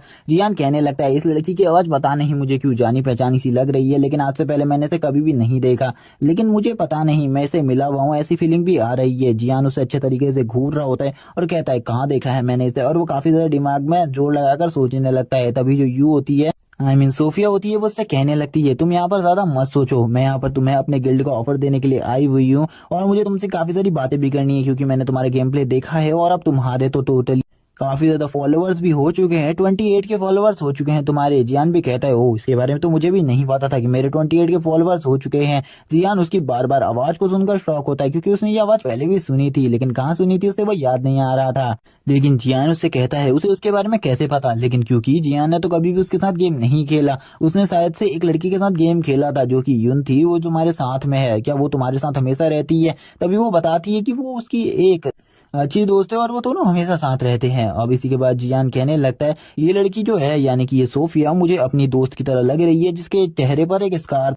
जियान उससे कहता है क्या उसने गैम्बलिंग करना छोड़ दिया है, क्योंकि उसे जियान को पता चल गया था ये उसकी वही पुरानी दोस्त है। वो जैसे ही उससे गैम्बलिंग के बारे में पूछता है तो वो हंसने लगती है और कहती है आखिरकार इसको कैसे पता मेरी गैम्बलिंग के बारे में। तभी जो यू होती है वो जियान को अच्छे तरीके से देखने लगती है। जियान को देखकर वो कहती है कि अंकल को सोफिया आंटी काफी ज्यादा पसंद हैं, और वो अब इन दोनों की प्यार की खिचड़ी पकाने लगती है। वो कहती है क्या ये दोनों एक दूसरे से प्यार करते हैं, क्या ये मेरी चाची है होने वाली? लेकिन वो जैसे ही जियान को वापस देखती है वो कहने लगती है ये तो उसी को देख रहा है कहीं सही में, ये दोनों एक दूसरे से प्यार तो नहीं करते, यानी कि जियान उसे लाइक तो नहीं करता, और वो जियान को देखकर काफी ज्यादा शौक होती है। तभी जियान आगे बोलता है यहाँ पर मुझे तुम्हारी गैम्बलिंग के बारे में सब कुछ पता है, तुम काफी ज्यादा गैम्बलिंग करती हो और काफी ज्यादा टाइम उस गैम्बलिंग में हार भी जाती हो, लेकिन मैं तुम्हें एक सलाह देना चाहूंगा, तुम्हें गैम्बलिंग करना थोड़ा कम कर देना चाहिए, वरना तुम्हारे पास जितने भी शेयर्स है तुम उन्हें गवा दोगी। तुम अपनी पावर को बढ़ाने में ध्यान देना चाहिए क्योंकि तुम आगे चलकर एक बहुत ज्यादा पावरफुल वॉरियर बन सकती हो। उसकी ये बात जो यू होती है यानी कि यून होती है उसे बिल्कुल भी पसंद नहीं आती, इसीलिए यून आगे आने लगती है और उसे कहती है आखिरकार तुम्हें क्या फर्क पड़ता है, जो मेरी मिस है वो कुछ भी कर सकती है, अगर तुमने दोबारा से मेरी मिस को उंगली उठाने की कोशिश करी तो मैं तुम्हें बिल्कुल भी नहीं छोड़ूंगी। अभी जियान उससे कहता है तुम्हारे पास जो ड्रैगन स्वॉर्ड है वो काफी ज्यादा अच्छी है, इसीलिए मैं तुम दोनों को एक ओपिनियन देता हूँ कि तुम दोनों को प्रैक्टिस करनी चाहिए, जिससे तुम्हारा जो टैलेंट है वो काफी ज्यादा बढ़ जाएगा। जबकि यून को काफी ज्यादा गुस्सा आ रहा होता है उसके ऊपर, वो कहने लगती है तुम यहाँ पर अपनी बकवास करना बंद करो। जो यू होती है दूसरी तरफ से यानी कि सोफिया वो कहती है जिससे यहाँ पर मेरी गैम्बलिंग के बारे में पता है, लेकिन जो सोफिया होती है वो बात को टालते हुए कहती है तुमने किसी और को देखा होगा गैम्बलिंग करते हुए, मैं बिल्कुल भी गैम्बलिंग नहीं करती। लेकिन जियान एक स्माइल देता है और उससे कहता है तुम्हें यहाँ पर अपनी बातें छिपाने की जरूरत नहीं है, मुझे तुम्हारे बारे में सब कुछ पता है। और अब वो अपनी सारी बातों को मन में करते हुए कहता है जो सोफिया थी वो एक लौती ऐसी लड़की थी जो कि अमेरिका में मेरे अलावा कोरिया की एक और सदस्य थी, और हम ही दोनों कोरिया से जिंदा थे, हम दोनों में काफी सारी सिमिलरिटीज भी थी। लेकिन जो सोफिया थी वो काफी ज्यादा पावरफुल हो गई थी उस टाइम पर, और उसको जीरो सिंबल से डिफाइन किया जाता था। वो काफी ज्यादा ड्रिंक किया करती थी। जियान भी काफी ज्यादा टाइम पर उससे बातें करने के लिए आया करता था, लेकिन उन दोनों की जो दोस्ती थी वो काफी ज्यादा आगे बढ़ चुकी थी। वो दोनों काफी ज्यादा टाइम पर एक साथ ही रहते थे, और जब भी जियान खाली होता अपने मिशन से तो वो उसके पास जरूर आ जाता। इसी के बाद जियान की जो स्क्रीन होती है उस पर एक और मैसेज आता है जहां पर जियान को पता चलता है कि इस लड़की के पास जो वॉइस का टैलेंट है वो काफी ज्यादा अच्छा है, ये एक एस रैंक का टैलेंट है, और ऐसा टैलेंट काफी ज्यादा कम लोगों के पास होता है। इसके बाद तो जियान को अच्छे तरीके से श्योर हो जाता है कि ये वही लड़की है जो कि उसके साथ रहा करती थी, यानी कि सोफिया। लेकिन सोफिया को जैसे ही इस बारे में पता चलता है, जियान को उसकी गैम्बलिंग के बारे में पता है, तो वो काफी ज्यादा शर्माने लगती है। वो जियान से वापस से कहती है तुम यहाँ पर किसी और चीज के बारे में बात कर रहे हो, मुझे तुमसे इंपॉर्टेंट बात कर दी है, तुम उसके बारे में बात करो। जियान भी कहता है चलो ठीक है, जो भी तुम यहाँ पर मुझसे बात करना चाहती हो वो तुम कर सकती हो, मैं यहाँ पर शांत हूँ, तुम्हें जो कहना है वो जल्दी कहो, क्योंकि मेरे पास इतना टाइम बिल्कुल भी नहीं है कि मैं तुम्हें और ज्यादा टाइम दे सकूं और अपने टाइम को बर्बाद कर सकूं। अब यून भी तुरंत ही पीछे चली जाती है। इसीलिए अब सोफिया कहती है अब मैं इसे खुद ही संभाल लूंगी, तुम यहाँ पर आगे की बात को आगे मत बढ़ाओ, क्योंकि मुझे ऐसा लगता है जो तुम हो वो किसी को प्रोवोक करने का काम करती हो। और वो तुरंत ही अपने हिडन टैलेंट का यूज करने लगती है, यानी कि वो लड़कों को बहुत ज्यादा अच्छे तरीके से कन्विंस कर सकती थी। इसीलिए सोफिया अपने इसी टैलेंट को यूज कर रही होती है और वो कहती मुझे तुम्हारे साथ जो बात करनी है वो काफी ज्यादा इंपॉर्टेंट है। जो मेरा डाइवर्जेंट गिल्ड है उसके काफी सारे मेंबर्स चाहते हैं कि तुम हमारे गिल्ड में रहो और गिल्ड में आकर हमारे गिल्ड की प्रोग्रेस में हमारी मदद करो। जिसकी ऐसी बात सुनने के बाद अब हमें वापस से यू को दिखाया जाता है। यू वापस से जियान को देख रही होती है। अंकल तो सही में उसी लड़की को देख रहे हैं, यानी कि वो सोफिया की बात कर रही थी। कहने लगती है सही में शायद से ये दोनों एक दूसरे के साथ अच्छे रहेंगे, ये मेरी आंटी है, मुझे ऐसा लगने लगा है। अब वो अपने ख्याली पल्लाव को आगे पकाने लगती है। तभी हमें वापस से सोफिया को दिखाया जाता है जो कि अपने हिडन टैलेंट का यूज करते हुए कहती है मुझे यहाँ पर इस काम के लिए तुमसे एक काम है, क्योंकि अब मुझे तुम्हारा कॉन्टेक्ट नंबर चाहिए ताकि मैं तुमसे अकेले में इन सब चीजों के बारे में बात कर सकूं, क्योंकि अभी मैं इन सब चीजों के बारे में तुमसे बात नहीं कर सकती। इसीलिए मुझे तुम्हारा कॉन्टेक्ट नंबर चाहिए, तुम जल्दी से मुझे अपना कॉन्टेक्ट नंबर दे दो। और वो तुरंत ही अपना फोन निकाल लेती है जो कि आईफोन होता है, जिसको वापस से देखकर यू वापस से ओवर थिंक करने लगती है और कहती है ये दोनों तो एक दूसरे को अपना नंबर शेयर करने वाले हैं, मेरे अंकल भी इसे जरूर अपना नंबर दे देंगे। सोफिया बोलती है आज तक कोई भी लड़का ऐसा नहीं है जो कि मेरे इन सब चीजों के करने के बाद भी मुझे अपना नंबर ना दे, ये भी मुझे जरूर अपना नंबर दे देगा। जबकि यहाँ पर यू की ओवर थिंकिंग अलग ही लेवल पर चल रही थी, वो इन दोनों को हस्बैंड वाइफ बनाने में लगी हुई थी, बल्कि इन दोनों का अलग ही कुछ चल रहा था। जबकि सोफिया वापस से अपने चार्म का यूज करने लगती है, वो अपने बालों को अच्छे तरीके से सेट करने लगती है ताकि जो जियान है वो उसके ऊपर पिघल जाए। और वो जियान को देखकर कहने लगती है ये लड़का एकदम सही है, लेकिन फिर भी मुझे इसके ऊपर ये सब कुछ यूज करना पड़ेगा, क्योंकि ये लड़का सही में काफी ज्यादा है, मुझे नहीं लगता कि ये लड़का इस तरीके से हाँ बोलने वाला है। तभी हमें दूसरी तरफ यून को दिखाया जाता है जो कि तुरंत ही शांति से खड़ी हुई होती है और उसे ये सारी बातें बकवास लग रही होती हैं। वो कहने लगती है आखिरकार मिस इस लड़के को अपने झांसे में लाने के लिए इतनी सारी चीजें क्यों कर रही हैं। लेकिन तभी जो जियान होता है वो उससे कहता है सॉरी मैं तुमसे एक चीज कहना चाहता हूँ, मुझे यहाँ पर मेरा फोन नंबर बिल्कुल भी याद नहीं है। ये सुनने के बाद तो उसकी हालत भी खराब हो जाती है। सोफिया भी कहने लगती है आखिरकार ये पहला लड़का है जिसने मुझे अपना फोन नंबर देने से मना किया है। ये सुनने के बाद जो यू होती है वो भी शॉक होती है। तभी जो जियान होता है वो यू से पूछने लगता है क्या तुम्हें मेरा फोन नंबर याद है। और ये सीन काफी ज्यादा फनी होता है क्योंकि वो दोनों ही एक दूसरे को देख रहे होते हैं। यू भी सोच रही होती है आखिरकार इसे अपना फोन नंबर याद क्यों नहीं है। लेकिन तभी उसके दिमाग में आइडिया आता है कहीं जो उसके अंकल है वो इस लड़की को इम्प्रेस करने के लिए कोई नई चाल तो नहीं चल रही, उनका जो आइडिया है वो काफी ज्यादा अच्छा है। तो यू भी बोल देती है मेरे पास आपका नंबर बिल्कुल भी नहीं है, जबकि उसके पास सही में उसका नंबर नहीं होता। जो जियान होता है वो कहता है चलो ठीक है मेरे पास तुम्हारा नंबर बिल्कुल भी नहीं है, नहीं अपना नंबर है, इसीलिए मैं इस जगह से जा रहा हूँ। तभी यू की हालत भी खराब हो जाती है। जियान बोलने लगता है यू की हालत काफी ज्यादा खराब हो चुकी है, उसे वापस से चक्कर आना स्टार्ट हो गया, इसीलिए मैं इस जगह से जा रहा हूँ। अगर मुझे मेरा फोन नंबर याद आ जाएगा तो किसी और दिन मैं तुम्हें अपना फोन नंबर दे दूंगा। जबकि यू काफी ज्यादा खुश होती है। यू को ऐसा लग रहा था उसने यहाँ पर कोई काफी ज्यादा बड़ा काम किया है, लेकिन उसे तो बिल्कुल भी नहीं पता था कि उसने यहाँ पर क्या किया है। जबकि जो सोफिया होती है वो उससे कहती है मेरे पास एक और चीज है तुम्हारे लिए, लेकिन जो जियान होता है वो उसकी बातों को सुने बिना इस जगह से जाने लगता है। तभी हमें यू की बात को दिखाया जाता है। यू कह रही होती है ये मेरा कार्ड है, अगर तुम्हें कोई भी जरूरत हो तो तुम इसमें कॉल कर सकते हो। जबकि जियान इस जगह से जा चुका था, वो काफी ज्यादा परेशान होती है। वो कहने लगती है आखिरकार ये पहला लड़का है जिसने मुझे मना किया, ऐसा कैसे हो सकता है, कोई लड़का मुझे मना कैसे कर सकता है। जबकि यू काफी ज्यादा खुश थी। जियान भी उसको देखकर खुश हो जाता है और कहने लगता है तुम काफी ज्यादा खुश हो, क्या कोई बात है। यू उससे कहती है मुझे यहाँ पर अभी इन सब चीजों के बारे में बात नहीं करनी, मैं इसके बारे में बाद में बात करूंगी।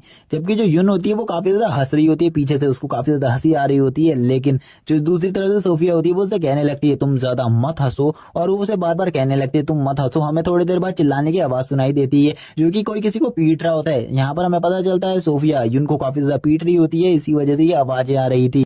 अब हमें वापस से जियान के घर का सीन दिखाया जाता है। जब जियान अपने घर में सोया हुआ होता है, जियान कहने लगता है आखिरकार क्या बात है जो कि तुमने यहाँ पर मुझे बुलाया है। और वो किसी और से नहीं यू से बात कर रहा था। यू से कहती है मैं तुम्हें यहाँ पर आज पहली बार अपने फादर के कपड़ों में देख रही हूँ, मेरे फादर के कपड़े तुम पर काफी ज्यादा फिट हो रहे हैं। यू की बात सुनकर जियान कहता है हाँ यहाँ पर मेरे कपड़े मुझे बिल्कुल भी फिट नहीं हो रहे, जिस वजह से मुझे ये कपड़े पहनने पड़ रहे हैं, वरना मैं इन कपड़ों को बिल्कुल भी नहीं पहनता।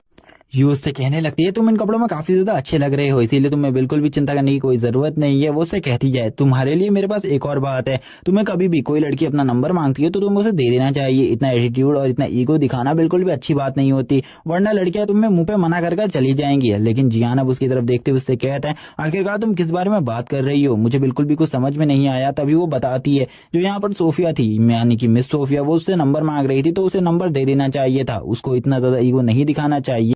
क्योंकि इससे लड़कियों को काफी ज्यादा हर्ट होता है और उसे ऐसा नहीं करना चाहिए। जियान को तो उसकी बातें कुछ भी समझ में नहीं आ रही होती और वो जियान को फालतू का ज्ञान दे रही होती है और वह जियान से कहती है अगली बार अगर वो लड़की तुमसे मिले तो तुम उसे तुरंत ही अपना नंबर दे देना और बिल्कुल भी कोई चीज के बारे में मना मत करना। इसी के साथ ही जियान वापस से उससे कहता है कि क्या यहाँ पर तुम्हें मेरा नंबर पता है, क्योंकि मुझे मेरा नंबर बिल्कुल भी याद नहीं है और ये बात सच है, मुझे मेरा नंबर याद नहीं है। इसकी ऐसी बात सुनने के बाद तो यू की हालत भी हिल जाती है क्योंकि यू ने ऐसा एक्सपेक्ट बिल्कुल भी नहीं किया था कि सही में उसे नंबर याद नहीं होगा। यू से कहती है क्या तुम सच बोल रहे हो, तुम्हें बिल्कुल भी नंबर याद नहीं है? तो जियान उस बात पर हाँ कहता है। अब इसी के बाद बैटल नेट का सीन दिखाया जाता है जो कि जियान अपने न्यू ट्रायल में पहुंच गया था, जो कि उसके सिल्वर लीग का न्यू ट्रायल था, जो कि एक सेफ्टी मिशन होता है यानी कि एक प्रोटेक्शन मिशन, जिसमें उसे अपने वहां पर एक क्रिस्टल को प्रोटेक्ट करना था, जिसके बारे में जियान को सारी इन्फॉर्मेशन दे दी जाती है कि उसे ज़ॉम्बी से इसे प्रोटेक्ट करना है और काफी सारे लोग इस काम को करने वाले हैं और उसके जो टीममेट्स हैं वो भी काफी ज्यादा स्ट्रांग होंगे। जियान यू के बारे में सोचते हुए कहता है वो मेरे लिए काफी ज्यादा परेशान हो गई है क्योंकि उसने जो गलती करी है जिस वजह से वो काफी ज्यादा रो रही थी मेरे सामने। तभी हमें यू का वो सीन दिखाया जाता है जहां पर यू कह रही होती है मैंने आपके लिए एक आंटी को भी पटने नहीं दिया, आखिरकार मैं कितनी ज्यादा बुरी हूँ, मुझे उसी जगह पर रुक जाना चाहिए था, मैं काफी ज्यादा खराब हूँ। लेकिन जियान उससे कह रहा होता है क्या सही में यहाँ पर यू को ऐसा लगता है कि मैं उस लड़की से प्यार करता हूँ, यानी कि सोफिया से, उस जैसी गैम्बल प्लेयर से मैं प्यार बिल्कुल भी नहीं कर सकता क्योंकि उसने पिछली लाइफ में ही मेरा काफी ज्यादा सर दर्द कर दिया था, जबकि वो मेरी एक दोस्त थी और इस लाइफ में अगर मैंने उससे प्यार कर लिया तो यहाँ पर मैं सबसे बड़ा पागल और बेवकूफ हूँगा क्योंकि मैं ऐसा बिल्कुल भी नहीं करने वाला। तभी हमें पिछली लाइफ के बारे में बताया जाता है वो लोग काफी ज्यादा बेट लगाया करते थे फुटबॉल मैच के लिए, जिसमें वो हमेशा कहती थी मैसी जीतेगा और काफी ज्यादा टाइम पर मैसी जीत भी जाता था, लेकिन काफी ज्यादा टाइम वो हार भी जाती थी और इससे वो काफी ज्यादा दुखी होती थी। मैंने उसे काफी ज्यादा टाइम पर सलाह दी थी उसे वाइन पीना कम कर देना चाहिए और ये सब गेम्स भी खेलने कम कर देने चाहिए, लेकिन उसने हमेशा कहा कि हम दोनों लास्ट बचे हुए लोग हैं कोरिया के, इसीलिए हमें फुल्ली एंजॉय करना चाहिए, हमें ऐसे ही बिल्कुल भी ऐसी बेकार लाइफ नहीं जीनी चाहिए। उसकी ऐसी बात सुनकर तो जियान की भी हिल चुकी थी। जियान कहता है सही में मैं उसकी बात सुनने के बाद पूरी तरीके से हिल गया था, मुझे ऐसा बिल्कुल भी नहीं लगा था वो मेरे सामने ऐसी बातें करेगी। और वो उस टाइम के बारे में बताते हुए कहता है उसके लिए जो मेसी था वो अर्जेंटीना का बेस्ट प्लेयर था और वो उसे हमेशा गॉड ऑफ फुटबॉल कहा करती थी। वो कहती थी उससे अच्छा फुटबॉल कोई भी नहीं खेल सकता, इसीलिए हम दोनों में काफी ज्यादा बहस हुआ करती क्योंकि मेरा फेवरेट प्लेयर कोई और था और उसका कोई और, हम दोनों की बात इसी में लगी रहती थी और हम दोनों इस पर काफी ज्यादा बेट भी किया करते थे, यानी कि काफी ज्यादा गैम्बल किया करते और हम दोनों के बीच में हमेशा हार जीत चलते रहती थी, यानी कि कभी वो हारती थी तो कभी मैं हारता था, लेकिन फिर भी उसने कभी भी गैम्बल खेलना नहीं छोड़ा। हम दोनों में काफी सारी सिमिलैरिटीज भी थी, जैसे कि हम दोनों एक ही कंट्री के छोड़े हुए सदस्य थे। जियान ने जब उससे उस मार्क के बारे में कहा था कि वो उस मार्क को कभी रेस कर रही है, उसने उस बारे में मना कर दिया था। सोफिया ने कहा था वो उस मार्क को कभी भी रेज नहीं करेगी, वो उसके लिए एक सिंबल है, वो उसके लिए सिंबल है कि वो कभी भी अपने दोस्तों को नहीं बचा पाई जितनी अभी वो पावरफुल है। अगर वो उतनी ही पावरफुल पहले होती तो काफी ज्यादा अच्छा होता, वो अपने साथियों को बचा पाती और उसे काफी ज्यादा है कि उसने अपने साथियों को खोया हुआ है। जियान कहता है हम दोनों में एक और सिमिलरिटी थी कि हमने अपनी कंट्री के सबसे ज्यादा प्यार करने वाले अपने दोस्तों को, अपने साथियों को खो रखा है, जिस बात का गिल्ट अभी भी हमारे दिल के अंदर था। हम दोनों हमेशा एक दूसरे को कोशा करते थे कि हमने ये काम नहीं किया, अगर हम दोनों पहले से इतने ज्यादा स्ट्रांग होते तो हमें स्वॉर्ड किंग की जरूरत ही नहीं पड़ती, हमारे देश को हम खुद स्टैंड कर सकते थे, हम दोनों उस टाइम पर इतने ज्यादा स्ट्रांग हो चुके थे। जियान कहता है मुझे वो जब भी मैं वापस आता अपने मिशन को कंप्लीट करके, वो हमेशा वाइन शॉप में दिखा करती थी, वो वाइन पी रही होती थी या फिर कहीं पर रो रही होती थी क्योंकि उसे अपने दोस्तों की याद आ रही होती थी, यानी कि यून की याद आ रही थी। जियान उसकी ऐसी रोने वाली हालतों को देखकर हमेशा कहा करता था उसे मूव ऑन कर लेना चाहिए, उसे अपनी लाइफ में आगे बढ़ना चाहिए क्योंकि अगर वो अपनी लाइफ में आगे नहीं बढ़ेगी तो काफी ज्यादा प्रॉब्लम होगी। और जियान भी उस टाइम पर उसके साथ थोड़ी बहुत वाइन पिया करता था और उसके बाद आराम किया करता था। जियान अब प्रेजेंट टाइम में आते हुए कहता है लेकिन मैं बिल्कुल भी उस लड़की से प्यार नहीं कर सकता, मुझे वो लड़की बिल्कुल भी पसंद नहीं है। इसी के बाद जियान के हाथ में इस बार का न्यू वेपन आ जाता है उसका, जो कि एक सी ग्रेड का वेपन है और ये एक स्वॉर्ड होती है। जियान इस स्वॉर्ड को अपने हाथ में उठाकर बोलता है इस स्वॉर्ड की जो स्ट्रेंथ है वो काफी ज्यादा है, लेकिन स्वॉर्ड को इजीली होल्ड कर पा रहा हूँ, ये मेरे लिए बहुत ज्यादा अच्छी बात है क्योंकि स्वॉर्ड को इतनी आसानी से होल्ड करना किसी भी नॉर्मल इंसान के बस की बात नहीं होती।